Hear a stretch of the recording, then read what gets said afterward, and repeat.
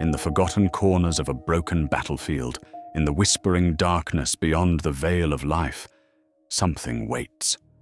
Not a warrior, not a beast, a shape of metal and malice, half buried in ash where an army once stood, and then, in a single night, did not. Armor lies rusted and ruptured, breastplates peeled open like old wounds, helms caved in and filled with grey dust. Spears are snapped, shields are split, and banners that once shouted colour to the sky hang in colourless tatters, their emblems devoured by time. All sound is gone, all breath is gone. Only the wind moves here, dragging thin veils of soot across a wasteland of bones and iron. Before I move forward, we are counting on you to support our channel by clicking that tiny subscribe button so that we can bring more of these amazing legends and lore to life. Thank you. At the center of this silence stands a sword.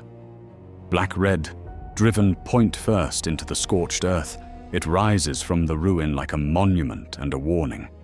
Its metal is not the dull, pitted iron of the fallen, but a dark, glass-slick surface that drinks the light and gives nothing back. Faint veins of crimson throb beneath that surface, as if the blade remembers blood, as if it carries a heartbeat that will not die. The air around it hums with a low, hateful resonance, too soft to be sound, too heavy to be ignored. We look at it, and it feels less like a weapon than a tombstone erected for the world itself. Yet this tomb still breathes. It has watched empires rise like sparks and fall like ash. It has stood in the hands of heroes who believed they were salvation, and it has drunk the light out of their eyes, one by one. Their triumphs, their vows, their desperate last stands against impossible forces. All of it has flowed down this edge and vanished. This is not merely cursed steel. Within that dark length, a presence coils and uncoils, a will that does not sleep. It remembers suns that burned hotter than Shurima's, skies torn open by impossible wars, and voices that once called it champion before they learned to whisper its name in fear. In the forgotten corners of Runeterra's lore, it is said that this thing does not hunger for life, but for endings, for the stillness after the last scream, for a silence so complete that even memory cannot cross it. To understand such a blade, one must first abandon the comfort of simple necromancy. This is not the crude theft of corpses, not the raising of shambling dead. This is a deeper, crueler magic that twists living flesh into a walking monument to extinction, that turns every heartbeat it touches into an echo of a single, greater will.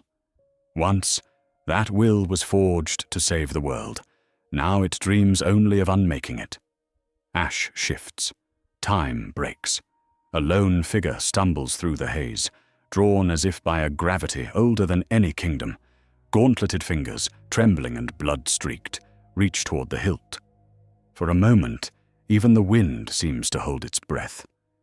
In that suspended instant, the choice to grasp the sword feels less like an act of courage and more like a surrender to something ancient, imprisoned and furious, waiting to be remembered. And as those fingers close, the battlefield, the world, and perhaps all of Runeterra lean toward what will happen when this blade is no longer still. In the forgotten corners of Runeterra's memory, before titles like Darkin were whispered with terror, there was simply Aatrox, an ascended champion of Shurima, raised beneath the blazing sun disk to stand between the world and the void. He was not born a monster. He was forged as a hero. To understand Aatrox, one must first understand what the Darkin truly are. They are not merely corrupted warriors. They are fallen ascended, god-slaying paragons whose divinity curdled into something weaponized and unbound. Aatrox, once a radiant general in Shurima's golden age, marched against Icathia and the howling void, wielding celestial power in defense of life. In those early legends, he is closer to an angel of war than a demon, a figure of awe in Shuriman history. But victory had a price. The Ascended who survived those apocalyptic campaigns did not simply return home. Their endless battles, their exposure to void-touched horrors, and the intoxicating taste of absolute power twisted them. Over centuries they became Darkin, living catastrophes who turned their magic and rage upon the very empires they had once protected. Aatrox, the Sword of Salvation, became the first apocalypse. Shrouded in grim legends, his name now evokes not a person, but a plague of war. When mages from across Runeterra finally united against the Darkin, they could not truly kill beings so steeped in celestial force. Instead, they performed an act that feels, in many ways, like a grand necromancy of the soul. They severed Aatrox's immortal consciousness from his dying flesh and bound it into his own weapon. The man withered. The blade endured. What walks the world today is not a warrior carrying a sword, but the sword itself seeking a body. Aatrox is a disembodied immortal will, a consciousness trapped beyond the veil of life that can only act through those who dare to wield him. At first, he offers power, the promise of victory, the illusion of choice. Then the horror begins. Slowly, inexorably, he rewrites the flesh of his host, stretching bone, distorting muscle, staining skin, until the mortal is overwritten by his own towering, corpse-like form. The living become his moving grave. This is where his lore brushes against the darkest forms of magic. We are not simply watching a villain swing a cursed sword. We are witnessing body horror, stolen agency, and the desecration of life itself. If necromancy raises the dead, Aatrox perfects a cruel inversion. He takes the living and turns them into his own undead echo, a walking monument to his imprisonment. Yet Aatrox is more than a rage-fueled war god. His hatred is the sediment of ages of betrayal, confinement, and the corruption of a once holy purpose. He remembers being a savior. He remembers being loved. Now, he cannot rest, cannot lay down his weapon, because he is the weapon. His answer is apocalyptic, to unmake everything, including himself, so that eternity's torment will finally end. Many in the community see only the surface, a roaring, blood-drenched juggernaut, one more dark champion among Runeterra's villains. But his lore is far more philosophical and existential, asking what remains of a soul when it is reduced to an instrument of endless war. Along the way, we will confront questions about identity, choice, and what it means when even your own body is no longer yours. By the end, perhaps you will see Aatrox not just as destruction, but as a tragedy marching toward a final silence he can never quite reach.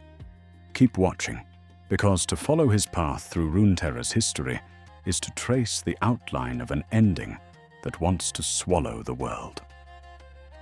To understand why Aatrox matters, one must first step back from the screaming battlefield and look at the shape of Runeterra's history itself.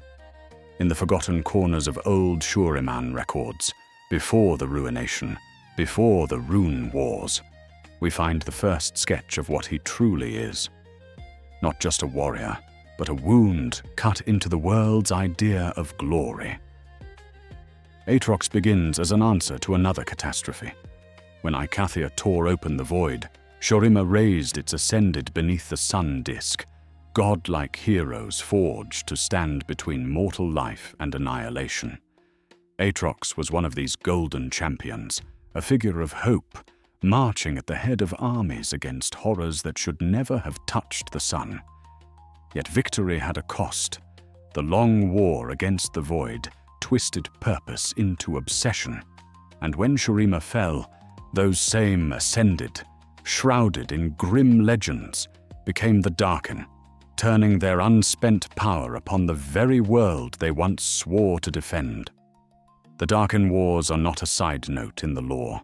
They are a continental scar. Imagine a campaign where yesterday's saviors become tomorrow's, world-enders, where each triumph only feeds something more terrible. Aatrox strides through that era as a living apocalypse, his blade drinking kings and commoners alike, until desperate mages do the unthinkable. They sever body from soul, binding his essence into the weapon itself. His original form withers. The sword remains. From that moment, Aatrox becomes a kind of necromantic paradox. He does not raise the dead, he hollows the living. When a mortal lifts the blade, it is more than a cursed artifact. It is possession, slow and inexorable, as flesh is rewritten into Aatrox's own towering shape. This is body horror as magic system, a dark mirror to resurrection spells and soul-binding phylacteries. Where necromancy and other worlds toys with corpses beyond the veil of life, Aatrox perfects a crueler art, turning a breathing person into his walking corpse puppet, while their own will drowns beneath his. And yet his goal is not conquest in any simple sense. Aatrox has seen too much war, too much failure to believe in thrones. What he seeks now is erasure, not victory, but the end of the game itself. In his mind, only absolute destruction of nations, of stars, of himself, can break the prison of endless existence. Overwhelming power, once celebrated as divine blessing, becomes a curse that rots purpose, identity, and even the desire to go on. By looking at him, we are forced to ask what happens when a hero's story cannot end, when death, the final mercy in so many legends, is refused. Through Aatrox, Runeterra quietly answers questions about soul and body that echo necromancy's deepest ethics. If a being can overwrite your flesh, where does your soul go? If fate can twist protectors into villains, what does that say about the cosmic forces that shaped them? His fellow Darkin, Rast and Varus, show other expressions of this same blasphemous magic. Parasites of steel and blood, each a different commentary on what it means to be used as a weapon. Today we will journey deeper into these histories, tracing Aatrox from radiant Ascended to despairing God-slayer. And along the way, we will confront the unsettling idea that in Runeterra, even divinity can decay. By the end, perhaps you will see Aatrox not just as a champion on a roster, but as a mythic, almost theological figure whose existence reframes what it means to live, to die, and to be wielded by powers far beyond your control. And if we are going to speak of powers far beyond your control, then we should also speak for a brief moment about ours. You are still here, listening to the slow unfurling of one warrior's tragedy, following each thread of lore and history as it winds through Shurima, the Void, and the Darkin Wars. That already marks you as a rare kind of traveler in Runeterra's stories. Someone willing to sit with a single name, a single blade, and watch the whole world rearrange itself around it. In the forgotten corners of this platform, long, deliberate journeys like this do not happen by accident. They exist because a small, determined circle of lawkeepers gathers around them and says, with simple actions, "We want more of this." When you subscribe, when you leave a like, when you add your voice in the comments, you are not just appeasing an algorithm. You are signaling that there is an audience for slow, documentary-style explorations of Runeterra's darkest myths. We want to keep walking these roads with you, to stand beneath the broken sun disk and trace the full history of the Ascended, to descend into the tunnels where the void first tore the world open, to follow other Darkin blades as they pass from hero to villain and back again. Keep watching, and your support tells us that there is room for more episodes that treat these forces with the same reverent analysis we are giving Aatrox. So, if you have not yet done so, we ask directly. Subscribe to the channel, like this video, and leave a comment. It is a small gesture, but for work shaped in this measured cinematic way, it is the difference between a single tale told once and an ongoing chronicle of Runeterra's necromancy-laced histories, its apocalyptic figures, and the magic that binds them. And because lore is a conversation, we want to hear your side of it. How did you first encounter Aatrox? Was it the shock of meeting him in Lane, the thunder of his voice in a cinematic, or a quiet moment reading his biography and realizing this was no ordinary sword? Share that story below, and then tell us which champion, artifact, or forgotten conflict you want to see dissected next. More Darkin, deeper Shurima history, the creeping advance of the void, or other beings shrouded in grim legends who stand at the edge of death and life. By the end, perhaps you will see that this channel is our shared archive, a living codex we are writing together. And with that brief aside at the campfire spoken, let us turn back to the road ahead and watch how a Radiant Ascended became a walking apocalypse bound within steel. So, what road lies before us, now that we have named Aatrox for what he is, a walking apocalypse bound within steel? Today we will journey through his story, as if we were tracing the scar he carved across Runeterra's history, following each wound back to the first cut. To understand Aatrox, one must first return to the blazing heart of ancient Shurima. We will begin with his origin as an Ascended, a radiant champion raised by the sun disk, forged as a weapon of living magic to stand against the void. In the forgotten corners of that empire, where sand swallowed cities and banners burned beneath an alien sky, we will watch the Ascended march to war, and see how victory over the void came at a cost they did not yet understand. From there, we descend into the long unraveling, the Darkin's fall. We will trace how triumph twisted into corruption, how god soldiers became tyrants, and how the very heroes who once held back annihilation became its heralds. The Darkin Wars will unfold not as a distant legend, but as a campaign-defining catastrophe, where other Ascended, mortal armies, and desperate sorcerers conspired to end their former saviors. This is where Aatrox is unmade, his colossal body left to rot while his essence is chained into a blade. Then we turn to the sword itself. We will follow the first mortals who dared to lift that weapon, believing it to be a relic of salvation, only to discover that the relic was lifting them. We will examine the metaphysics of his existence, how possession works, how the magic in the blade reaches beyond the veil of life to seize nerves, sinew, and bone. We will ask what happens when a host's mind screams and fades, and what it means for a body to be overwritten by a memory of flesh, until the wielder's frame blossoms into the towering corpse effigy we call Aatrox. Along the way, we will confront the other Darkin who haunt this age, Rast, whispering through a blood-drinking scythe, and Varus, a bow that fuses multiple souls into one vengeance. We will see how Demacia classifies these beings as forbidden weapons, how Noxus covets their power even as it fears their hunger, and how Targon and other watchers of the stars read them as omens of cosmic imbalance, shrouded in grim legends that speak of worlds broken by their kind. Finally, we will step outside Runeterra and hold Aatrox beside other cursed artifacts and necromantic horrors.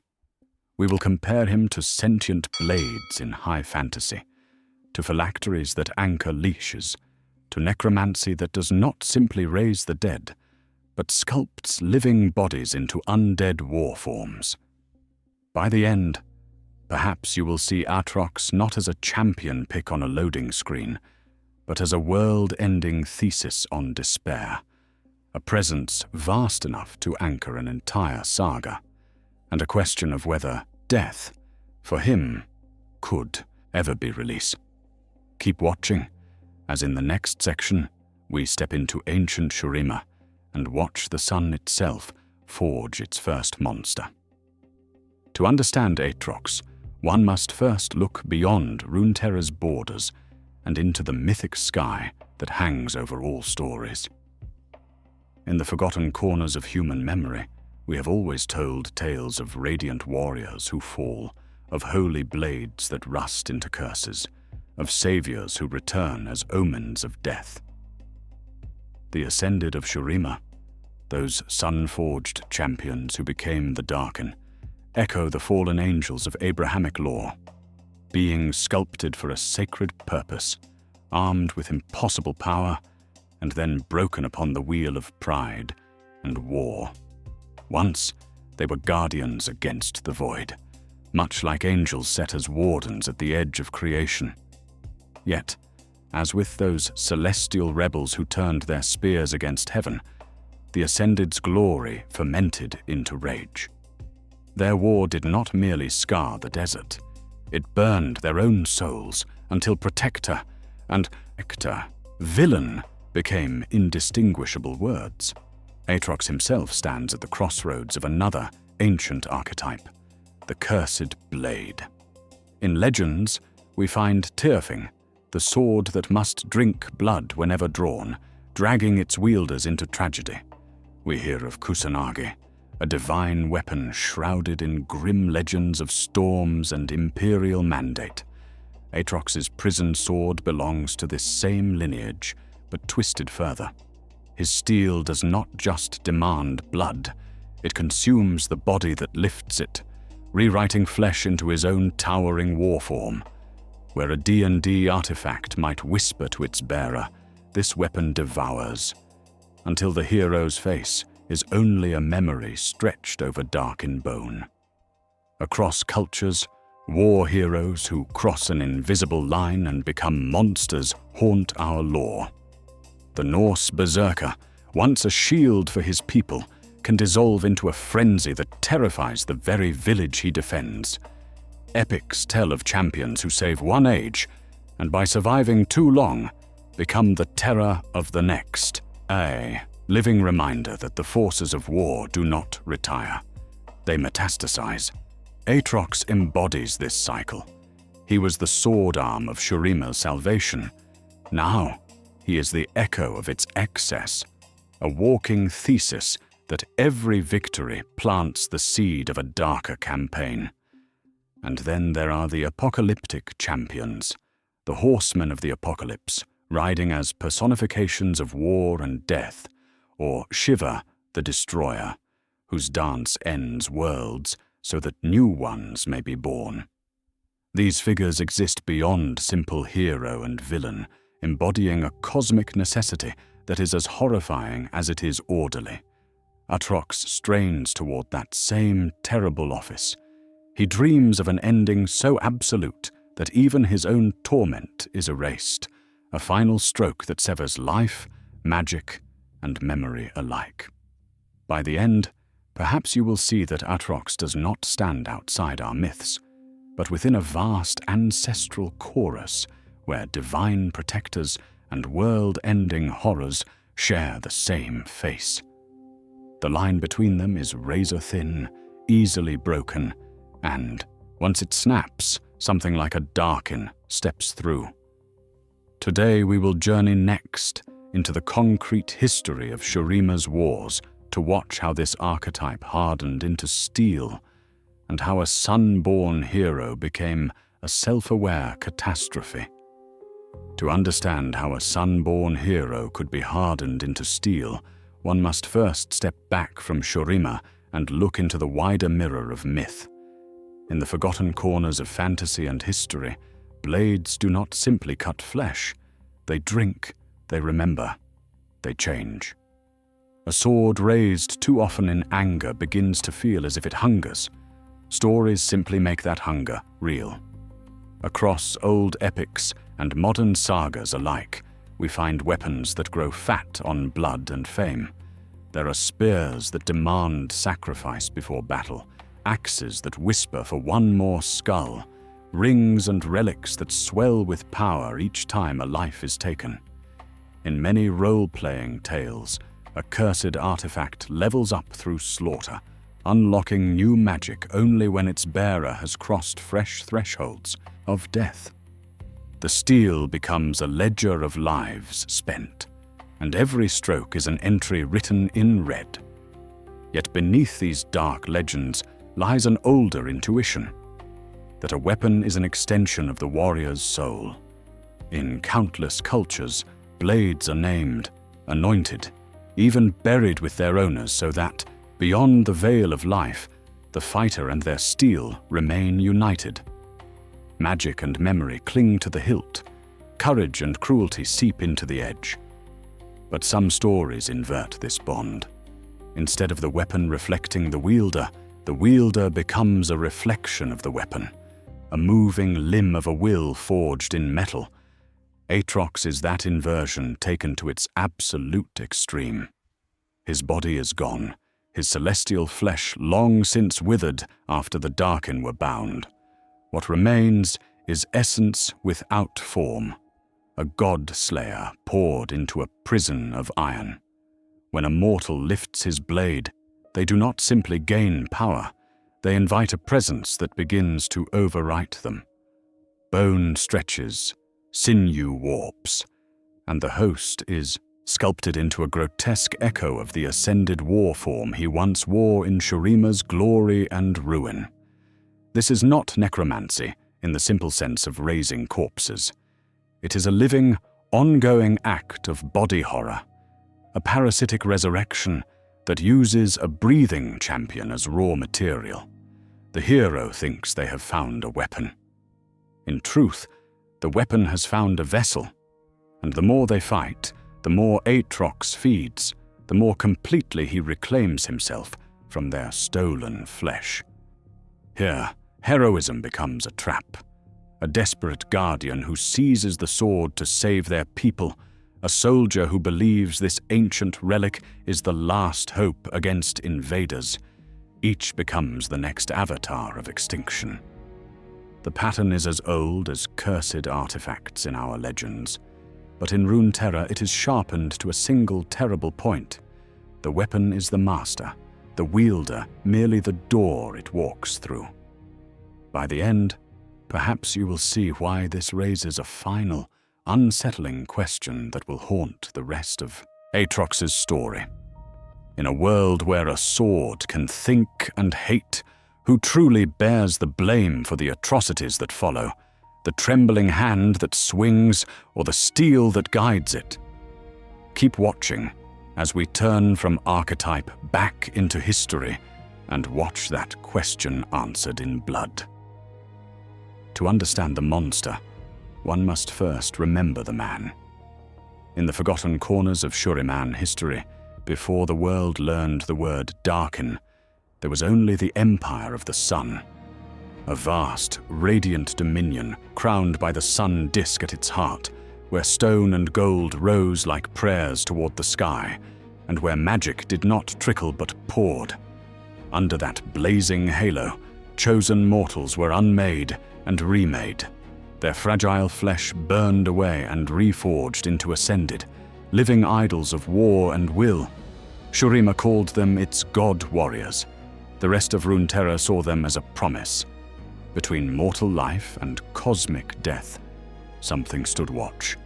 Aatrox was one of these. Once he had another name, a mortal name, spoken by comrades on dusty training grounds and whispered by those who watched him stride out, again and again, against impossible odds. He was a champion first, long before he was an executioner. Valor, discipline, and a relentless devotion to duty marked him for elevation. When the priests and seers searched for a soul unafraid to stand against the end of all things, they found him. Under the burning gaze of the sun disk, that mortal frame was stripped away. Bone, blood, and fear were scoured in celestial fire. In their place rose a towering, radiant being, a warrior whose skin gleamed like hammered bronze and whose eyes held the steady, pitiless light of a noonday sun. Aatrox the Ascended was not created merely to win battles. He was forged to confront extinction itself, because beyond the veil of life, at the edges of the world, something else had begun to stir. The void, that silent, hungering absence, pushed its way into Runeterra through places like Icarthia, where desperate mortals had courted forbidden forces. Against that unmaking, ordinary heroes and villains meant nothing. Only beings who could stride through tides of annihilating magic and not falter could hope to hold the line. That was the original mission of the Ascended. They were shields raised against oblivion, embodiments of sacrifice who accepted that their long lives would be spent in ceaseless war. Aatrox embraced this without hesitation. Shuriman soldiers took heart when his shadow fell over them. Enemies broke when they saw his blade rise.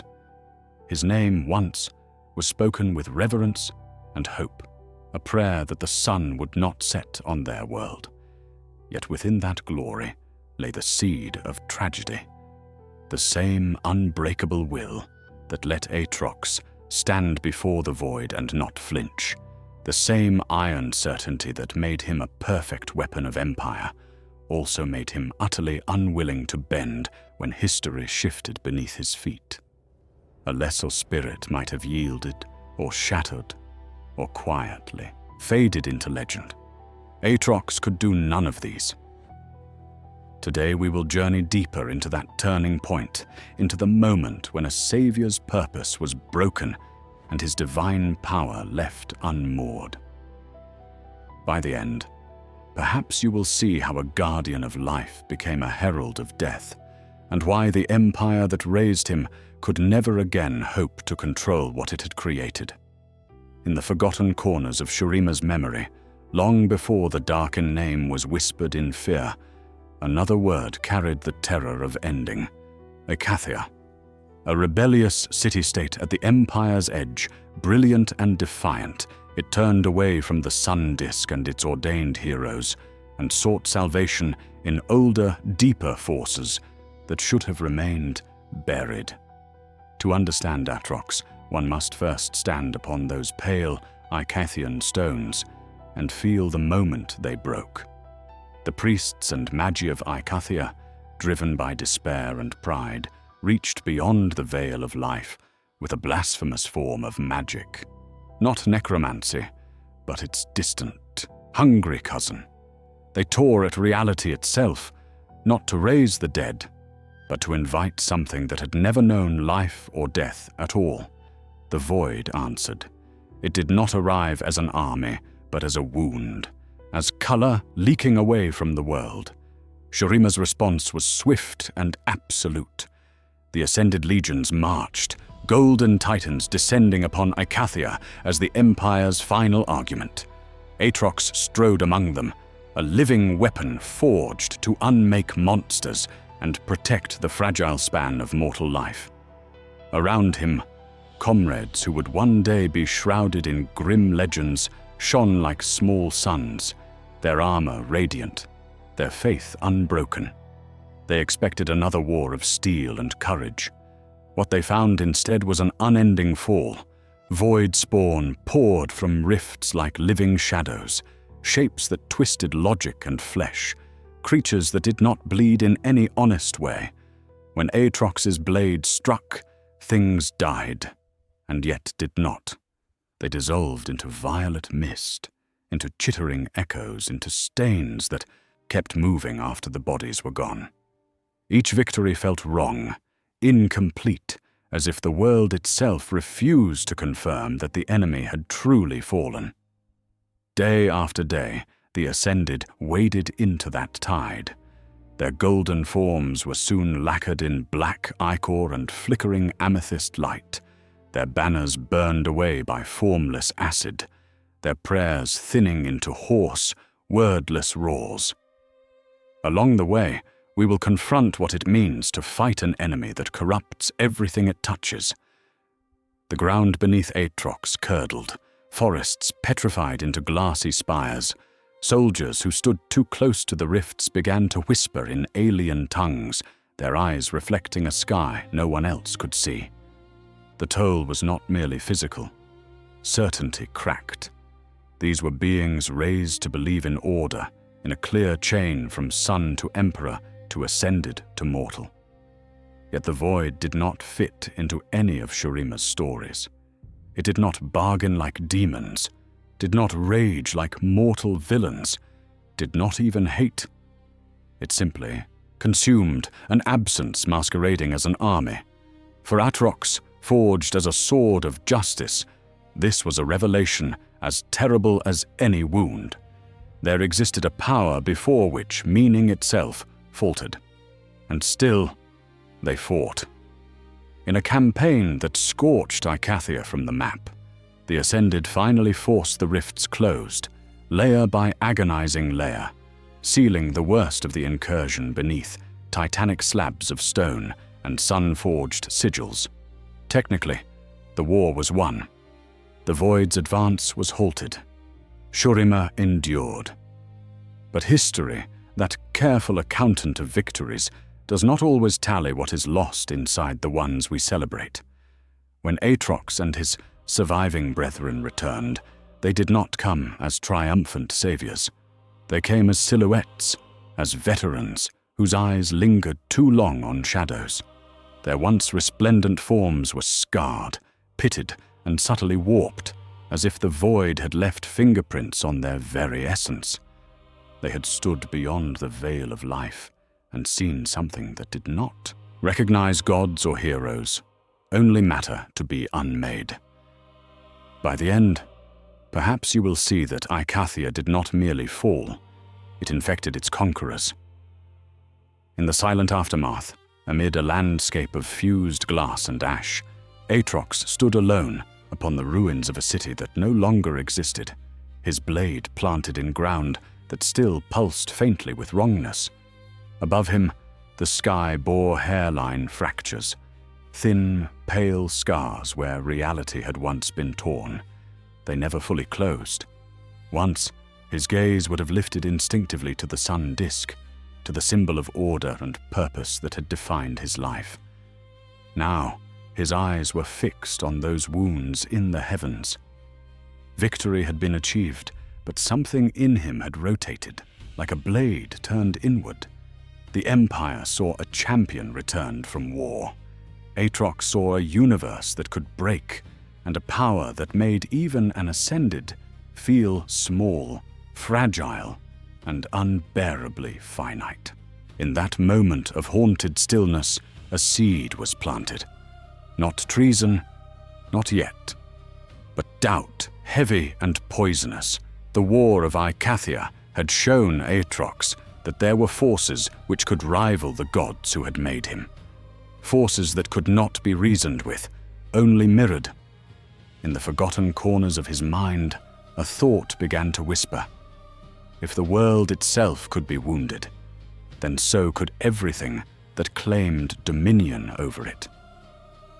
Keep watching, because the next wars Aatrox would fight were no longer for Shurima's glory.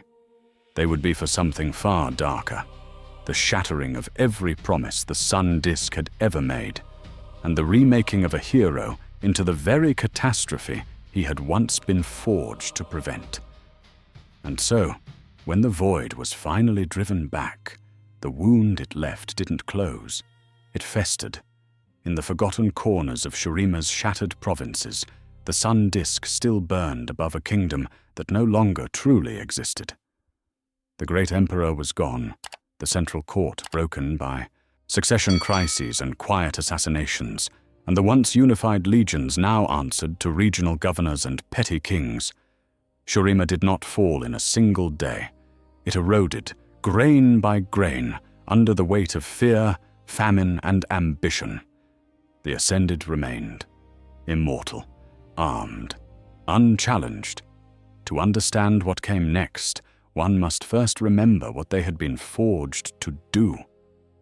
These were weapons shaped by divine magic for a single purpose: to wage war against an impossible enemy. But when that enemy vanished back beyond the veil of life, the killing didn't stop.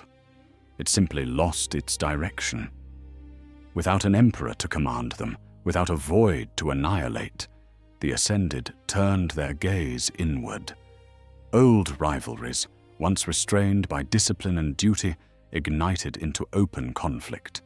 They argued over borders, over ideology, over which fragment of Shurima's broken law was the true inheritance of the Empire. Cities that had survived the void were ground into dust beneath their feuds. Mortals watched as their former heroes shattered mountains to claim river valleys, or blotted out the sun with storms of stolen sand. In this long twilight, Aatrox changed. Once, he had been the general who held the line at Ikathia, the blade that cut through horrors no mortal language could name. Now, with no void spawn to meet his fury, he sought battle wherever he could find it. At first, he told himself it was for order, for stability, for the dream of a restored Shurima. Yet each campaign grew bloodier, each victory emptier, until the war itself became the only truth he trusted. He began to measure his existence not in years, but in massacres. Armies were no longer comrades or charges to be protected. They were fuel. When peace threatened, he broke it. When treaties loomed, he shattered them beneath the weight of his sword. His identity fused with the act of slaughter so completely that the thought of a world without war felt to him like a form of death. Across these centuries, language itself shifted. The Ascended were no longer spoken of as guardians, but as something darker.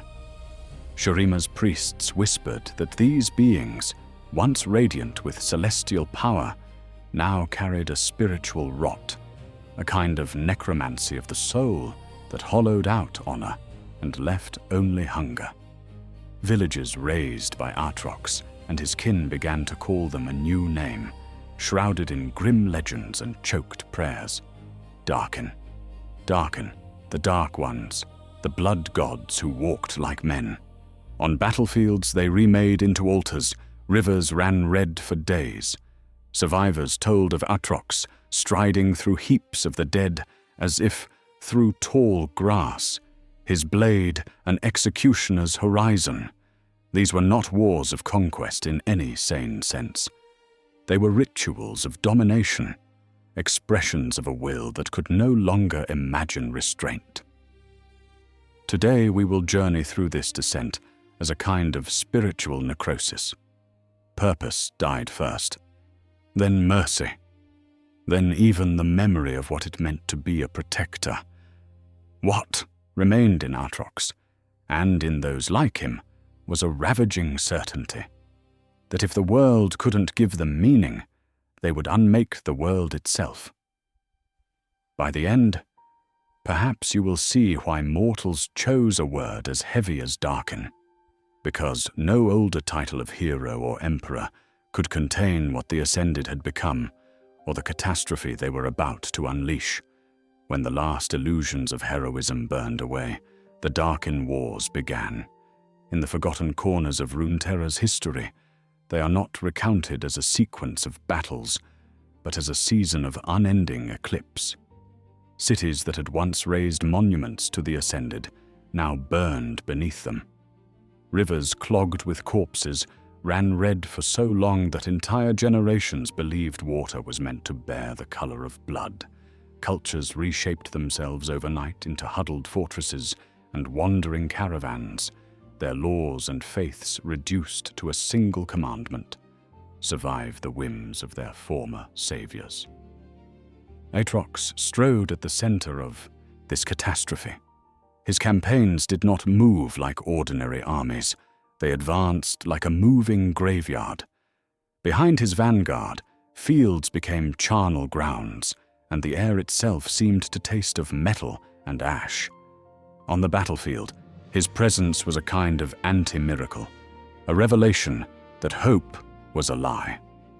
Shields, spells, even the courage of legendary heroes broke beneath his blade. Enemy and ally alike were reduced to meat and splintered armor, because in his despair there was no longer such a thing as a side, only obstacles to be cut away. We see, across the continent, how mortals twisted themselves in response. Some city-states bowed their heads, offering tribute, sacrifices, and oaths, believing that appeasement might tame a Darkin's rage. Others chose suicidal resistance, hurling untrained levies against immortal warlords, trading their own extinction for a fleeting sense of dignity. And in the hidden sanctums of mages and priests, beyond the veil of life and its ordinary pieties, desperate minds turned to forbidden magic, to necromancy and soul-binding, searching for any force that might counter a being who had already killed gods. It was here that a new kind of coalition formed. Not an empire, not a single banner, but a grim fellowship of mortal mages, priesthoods, and seers who compared notes across shattered borders. To understand Aatrox, one must first understand what they discovered. The Darkin couldn't be killed by steel, by age, or by any simple unmaking. Their essence was braided into the very currents of magic, their souls like barbed hooks in the fabric of the world. Every time a Darkin body fell, its presence lingered, waiting for the next vessel, the next excuse to rise. So the question changed, not how to slay Aatrox, but how to deny him form. Shrouded in grim legends, the coalition's debates turned colder, more clinical, as they contemplated weapons that were also prisons, victories that would look like curses. By the end, perhaps, you will see why they embraced a solution more horrifying than death itself: to bind Aatrox inside a blade, to turn his own power into a cage. Yet as their rituals took shape and the first bindings were etched, one terrible uncertainty remained. What price would the world pay for a god locked in steel, waiting, patient, for a hand to lift him again? To answer that, we have to step into the workshop of desperation. In the forgotten corners of Shurima's shattered empires, far from the sun disk's holy glare, mortal arcanists gathered around diagrams that looked less like spells and more like autopsies of the soul. They had learned one terrible truth. The Darkin's bodies could be broken, scattered, even burned to ash, but their essence endured, clinging to the world like a stain. If flesh could not hold them safely, perhaps steel could. This was not necromancy in the crude sense of raising corpses. It was a more surgical magic, a theory of redirection. To understand their plan, one must first grasp the distinction they drew between form and being. The Darkin's war forms, those colossal avatars of death and power, were only vessels. The true danger was the animating will, the ascended spark, twisted by centuries of war. Destroy the vessel, and the will remained. Redirect the will, and perhaps the world might live. So they forged prisons, not mere swords, but lattices of enchanted metal inscribed with runes that mapped mind and memory.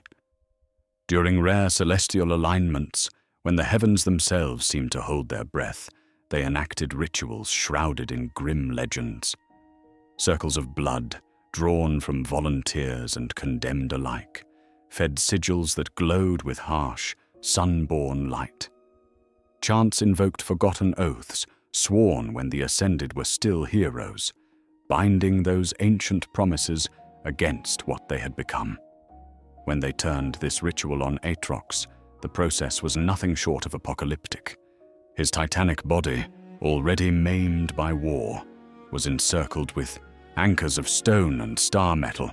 Runes crawled across his skin like living brands, peeling his consciousness away from muscle and bone. Witnesses wrote that his voice shook the sky, that the very sand tried to flee. Slowly, impossibly, that vast, raging awareness was funneled into the waiting blade that now bears his name. And then, the pattern breaks.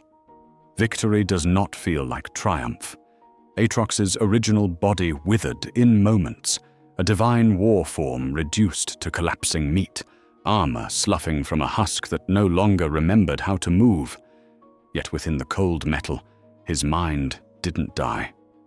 It remained awake, compressed into a sliver of steel, pressed against its own confinement, like a scream that could never end. Beyond the veil of life, he had become something neither living nor dead, a consciousness flayed and folded into a weapon. This was no clean salvation. The binding circles ran red.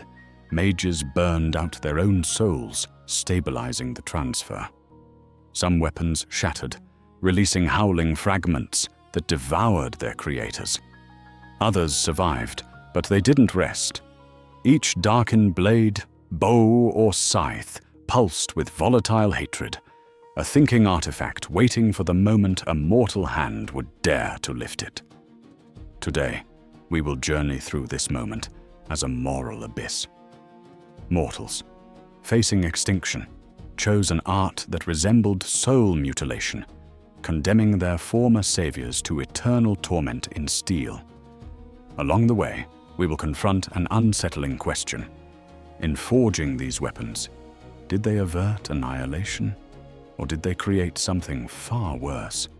A legion of cursed relics, patient and hungry, that would one day carve new wars into Runeterra's history. Keep watching, because the true horror is not that Aatrox was bound. It is what happens every time someone chooses to wield him. What happens to a god of war when the war ends, yet his mind is forbidden to rest. Not in death, not in sleep, but in an unblinking awareness pressed into cold metal. In the forgotten corners of Runeterra's history, Aatrox passes from legend into silence, yet he does not pass beyond the veil of life. Trapped within the blade that bears his name, he remains awake. Centuries drip into millennia. There is no sky, no battlefield, no clash of armies, only the muffled thrum of distant hands, the rush of blood when a mortal dares to lift him, the fleeting shock of impact when steel meets flesh. Then again, stillness. A mind, severed from its body, left to circle its own fury. To understand Aatrox, one must first imagine consciousness stripped to its rawest form. No stride, no roar, no burning wings of ascended glory. Only memory and the faintest sensory echoes conducted through iron. At first, there is rage at defeat, at the mages who bound him, at the Shurima empire that once celebrated him as hero, and now fears him as plague. He calls to comrades who will never answer, recalls banners that will never rise again. But time is a corrosive magic. Honor, comradeship, empire, these ideals cannot endure endless, purposeless awareness. They decay, they sour. What remains is hatred, not merely for his jailers, not only for mortals who dare to wield him as a tool, but for existence itself, for the very cycle that elevated him as a savior in one age and discarded him as a monster in the next. Shrouded in grim legends, the Darkin become warnings told to children. Aatrox becomes a story. Yet inside the sword, the story never ends. And that is the true torment. His memories of his former body become both sanctuary and rack. He recalls the perfect, terrible form the sun disk forged for war, wings vast as storm fronts, a blade that cleaved titans, a voice that commanded armies. By the end, perhaps you will see how cruel that recollection is. It is a silhouette he can no longer inhabit, a corpse of identity he can only reclaim by stealing the flesh of others, by slowly rewriting a mortal host until their limbs, their bones, their very face become a crude echo of the god-soldier he once was. Over ages, his will narrows, not conquest. Conquest implies a future, not rule. Rule implies subjects, law, continuity. Aatrox dreams of none of these. He dreams of ending, of his own death, yes, but only if the world dies with him. The void failed to unmake creation. The Darkin wars failed to perfect it. So he will finish the work himself, an apocalypse walking in borrowed skin. Listen to his voice lines, and we hear this philosophy-made jagged sound. Every boast, I am the world ender, is laced with exhaustion. Every threat is haunted by the knowledge that victory is meaningless if the war never truly ends. When he snarls that all things must die, it is not the glee of a simple villain. It is the conviction of one who has stared too long into unbroken awareness and concluded that only oblivion can break the chain. Along the way, we will confront how that chain is forged anew, each time someone, thinking themselves a hero, reaches for the blade, and what it costs them to become the next vessel of his despair. In the forgotten corners of battlefields, long since swallowed by dust, a single blade sometimes remains upright, untouched, as if the world itself is afraid to claim it. Yet there is always one desperate, one ambitious, one broken enough to wrap a trembling hand around Aatrox's hilt and believe that they have found salvation. The first touch is not agony, it is ecstasy. A mortal warrior, exhausted and bleeding, feels a surge of power roar up their arm, a flood of purpose pouring into the hollow places where fear used to live. Aatrox's presence does not announce itself as a prison, it arrives as a promise. In that instant, beyond the veil of life and death, they feel like a hero out of ancient legends, chosen by a weapon shrouded in grim legends, to right every wrong that scarred their history. At first, it is a partnership, or so it seems. The blade whispers strategy in the din of combat, suggesting angles of attack no human reflex could find alone. Strength blossoms in failing muscles. Wounds that should be fatal are shoved aside by sheer, impossible will. We can imagine a soldier on the Freljord's frozen front, or a Noxian duelist in some nameless canyon, hearing a calm, terrible voice in their mind that says, simply, again. And they obey, because the voice brings victory. But necromancy, the dark art of twisting life and death, rarely announces its price at the beginning. The host's thoughts begin to blur at the edges, like ink bleeding through wet parchment. Memories of childhood, of faces loved and lost, become harder to summon than the roaring thrill of slaughter. The inner monologue that once belonged to a single person becomes a duet, then a chorus, then a single commanding note, Aatrox. The body follows the mind. This is not a corpse animated from without. It is living necromancy turned inward. Flesh stretches as if remembering a different shape. Bones warp, lengthening, thickening, cracking under invisible pressure until the proportions of the host no longer match any human lineage. Skin hardens into a dark carapace, more armor than flesh, echoing the ascended warform Aatrox once bore beneath the Shuriman sun. Every tendon, every vein is rewritten as if the sword is using the host's life as raw material to rebuild its own lost body. Crucially, the original person is not merely killed, they are overwritten. Their soul is not gently released to whatever lies beyond the veil of life. It is smothered beneath an invading will that refuses to let go.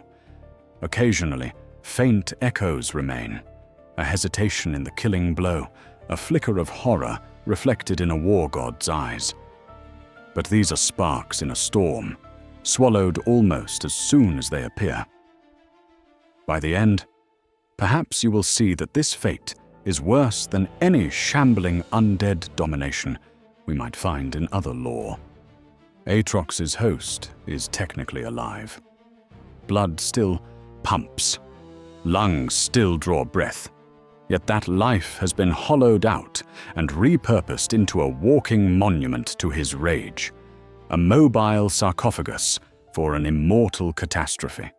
This is why the Darkin weapons are feared not simply as cursed artifacts, but as ongoing acts of apocalyptic magic. Each new wielder is not a bearer, but a sacrifice.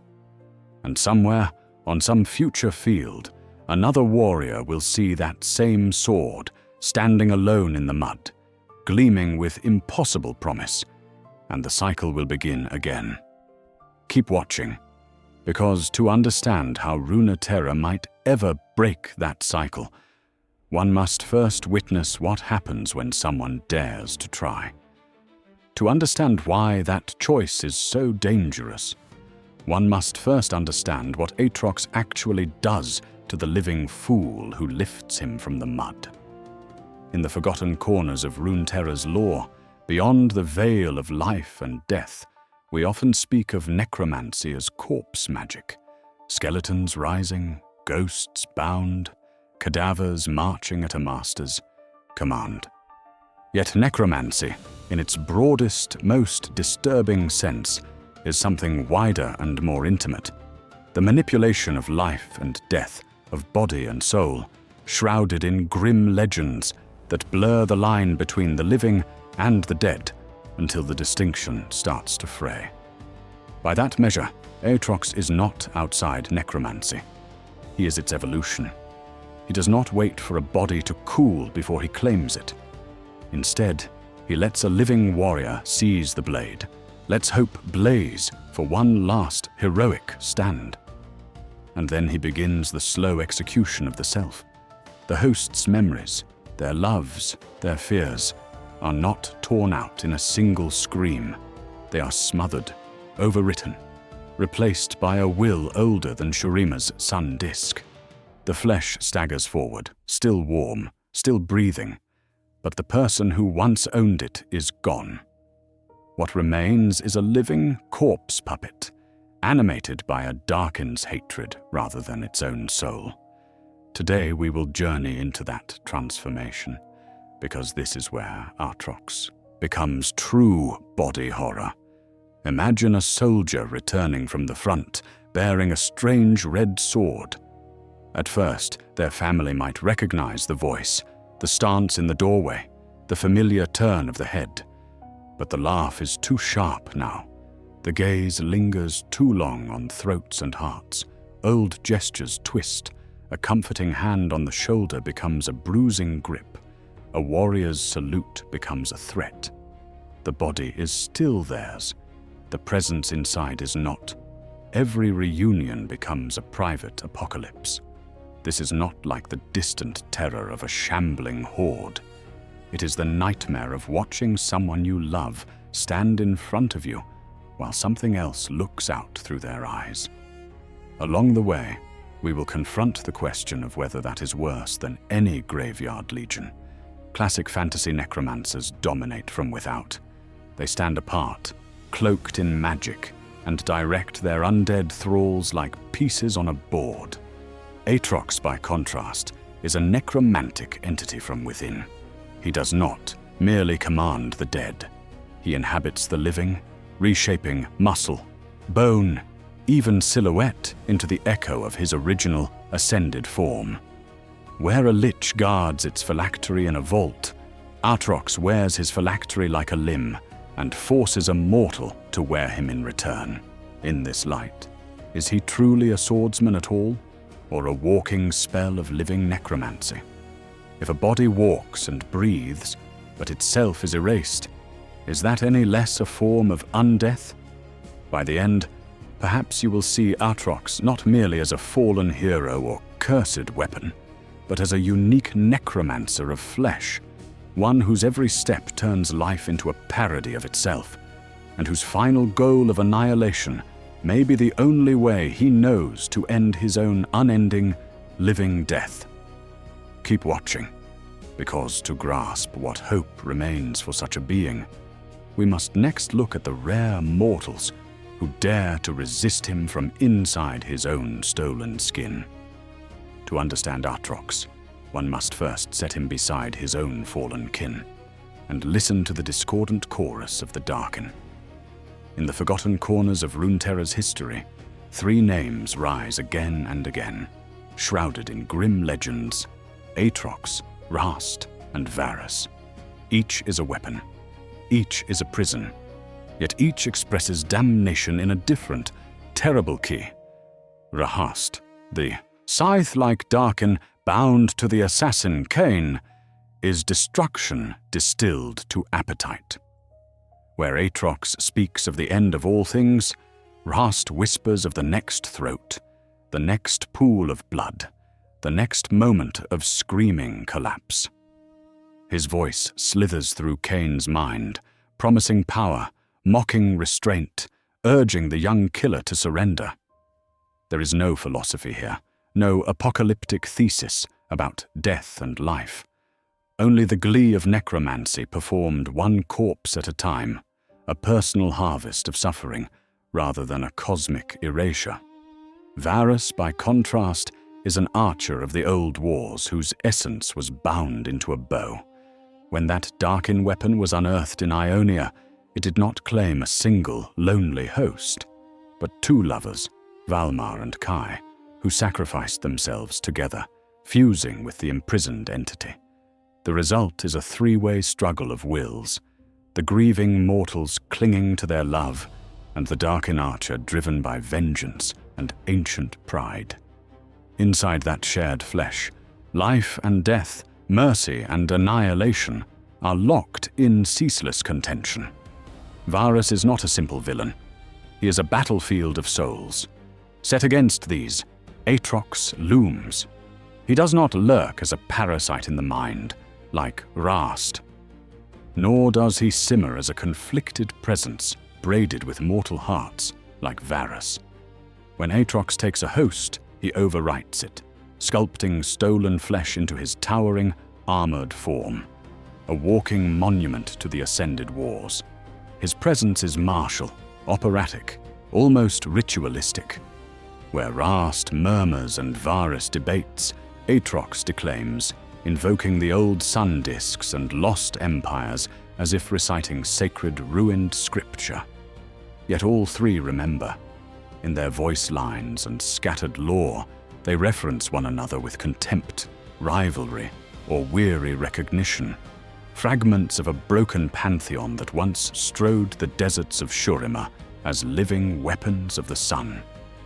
Today we will journey through those echoes and hear how each copes with being reduced from god-soldier to cursed artifact. Rahast laughs and feeds, Varus broods and bargains, Aatrox rages and dreams of ending the stage itself. And this is where he stands apart. Rahast delights in individual corruption, in turning one promising hero into a butcher. Varus is entangled in a tragic question of identity, beyond the veil of life, yet still tethered to it by love. Aatrox, however, has moved beyond such scales. His necromancy is planetary. He does not seek to rule a world of slaves, nor to savor each death. He seeks to unmake the world entirely, to drag gods and mortals alike into a final, leveling night.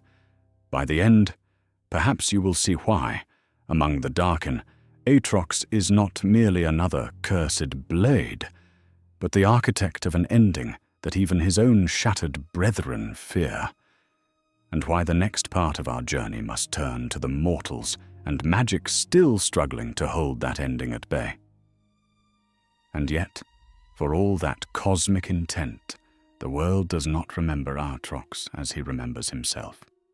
In the forgotten corners of taverns and temple courtyards, in the whispering dark beyond the veil of life, where old women trade stories for coins, the Darkin have faded into demon tales. Parents in Ionia speak of blades that drink disobedient children. Freljordian skalds mutter of red giants who stride from storms of blood.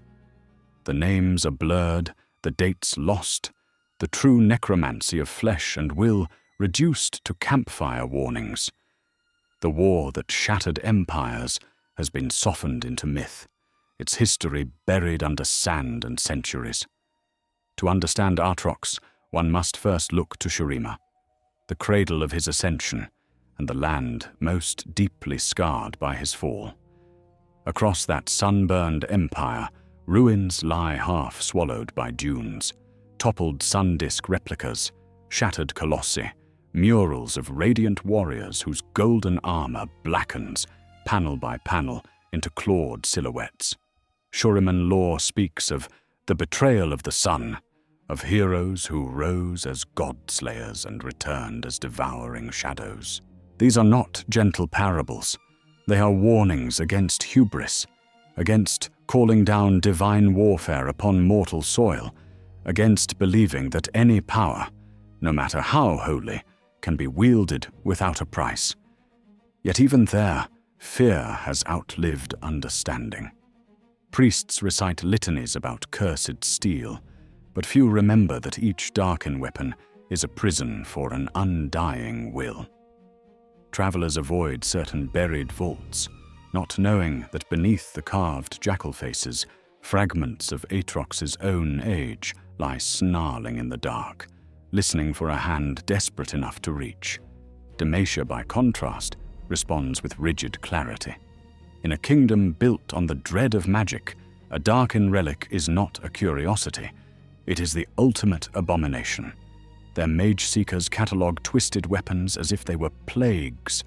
Blades that whisper are locked in lead-lined vaults, entombed beneath anti-magic stone, or shattered in secret rituals that blend holy light with carefully controlled death. Demacian lore does not romanticize these artifacts. In their chronicles, Darkin are not tragic heroes, but the purest example of why power must be chained, why even the memory of such forces should be sealed away. Noxus, ever pragmatic, walks a different path. Where Demacia sees infection, Noxus sees opportunity. Shrouded in grim legends of living steel, Noxian war mages still convene in hidden chambers to test how far a cursed weapon can be pushed, how much of its will can be bent toward imperial conquest. Aatrox's kin, Rast and Varus, are whispered about in these circles as precedents, Darkin blades that have already found mortal vessels, already marched under modern banners. To Noxus, this is not a closed chapter of history, but a dangerous tool waiting to be mastered. Along the way, we will confront a grim irony. This fragmented, fearful memory is precisely what allows Aatrox to stir again. Each culture sees only a sliver of the truth. Shurima remembers divine hubris. Demacia remembers forbidden magic.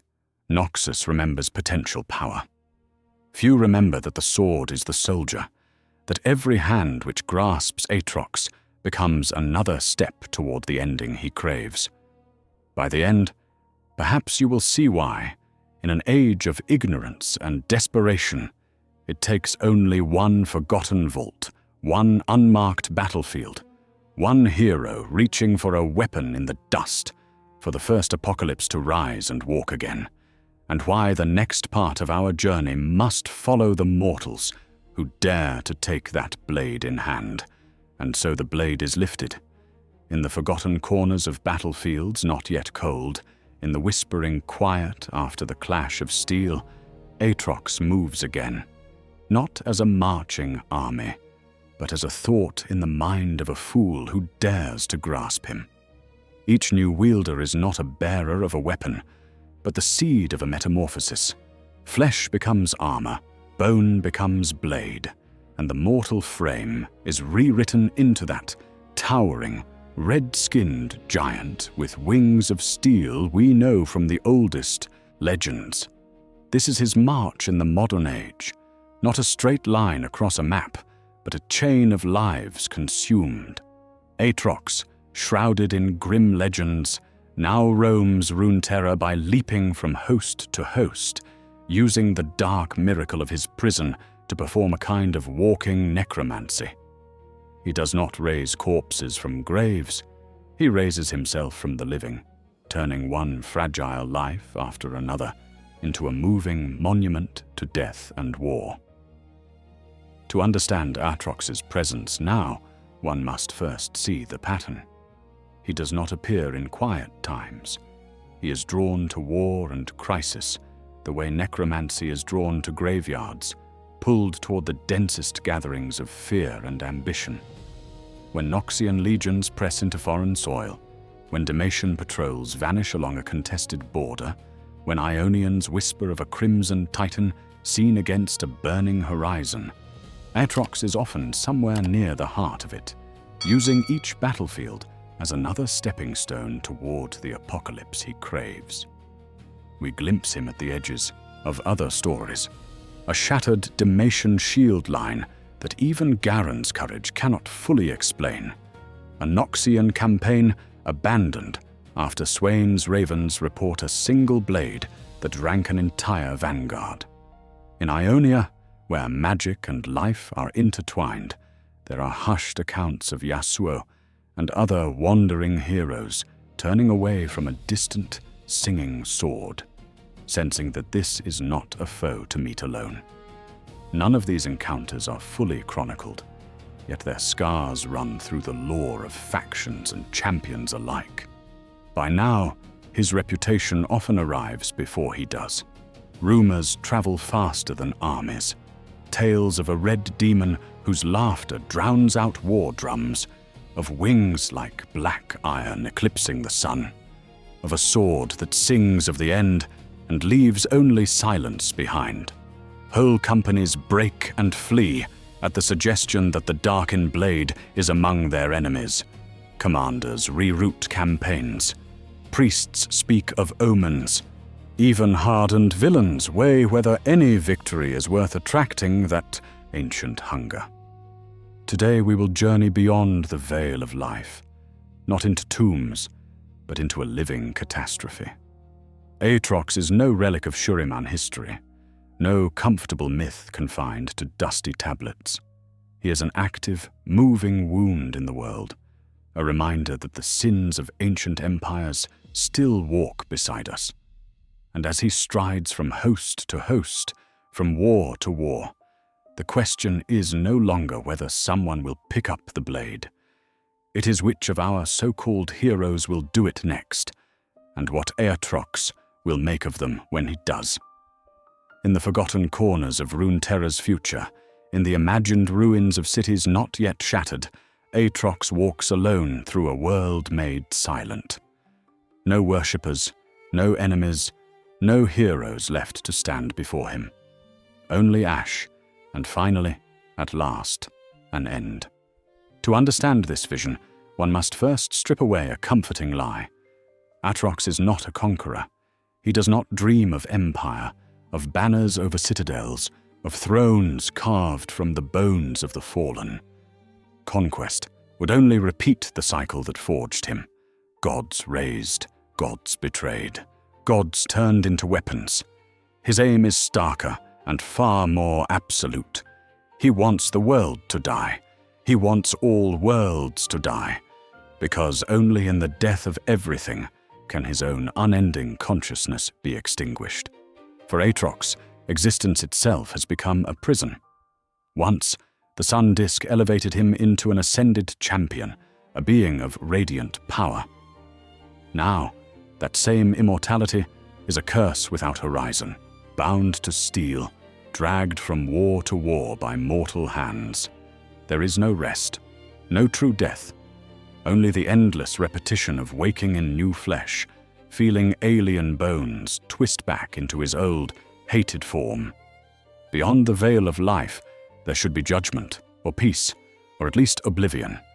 For him, there is only continuation. This is why he speaks of freedom as annihilation. No gods, no wars, no rise of kingdoms, no fall of empires. If necromancy and other legends seeks to cheat death, Aatrox seeks to cheat life itself, to erase the stage on which these tragedies repeat. New life, to him, is not hopeful. It is more fuel.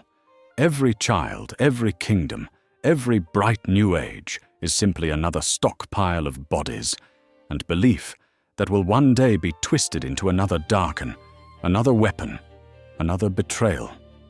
Here we meet the true horror of his design.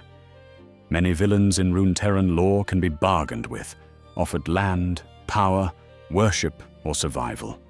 Aatrox rejects all of it. Offer him a crown and he will break it. Offer him dominion and he will burn it. Offer him immortality and he will laugh because he already has it, and it is worse than death. You cannot tempt someone who values nothing the world can give. Pattern interrupt.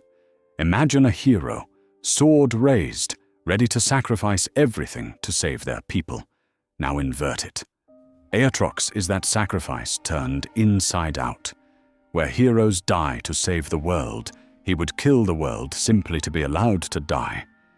His is a dark reflection of martyrdom, a final, apocalyptic wish that transforms every battlefield into a step toward universal extinction. By the end, perhaps you will see why those who study his lore speak of him with a reverence usually reserved for gods of death.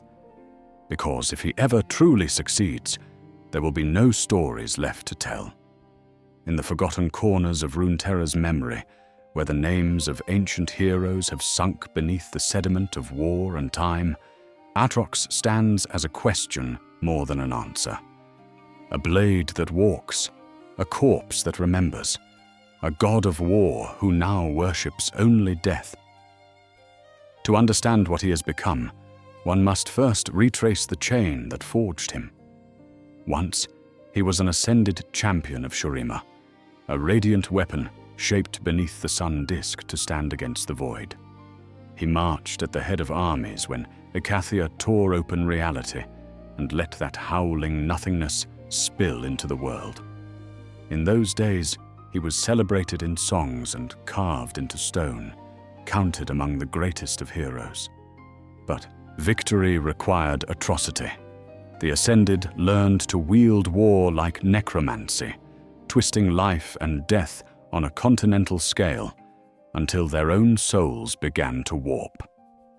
When the Empire fell and the Darkin Wars erupted, Aatrox and his kin were no longer guardians, but living calamities.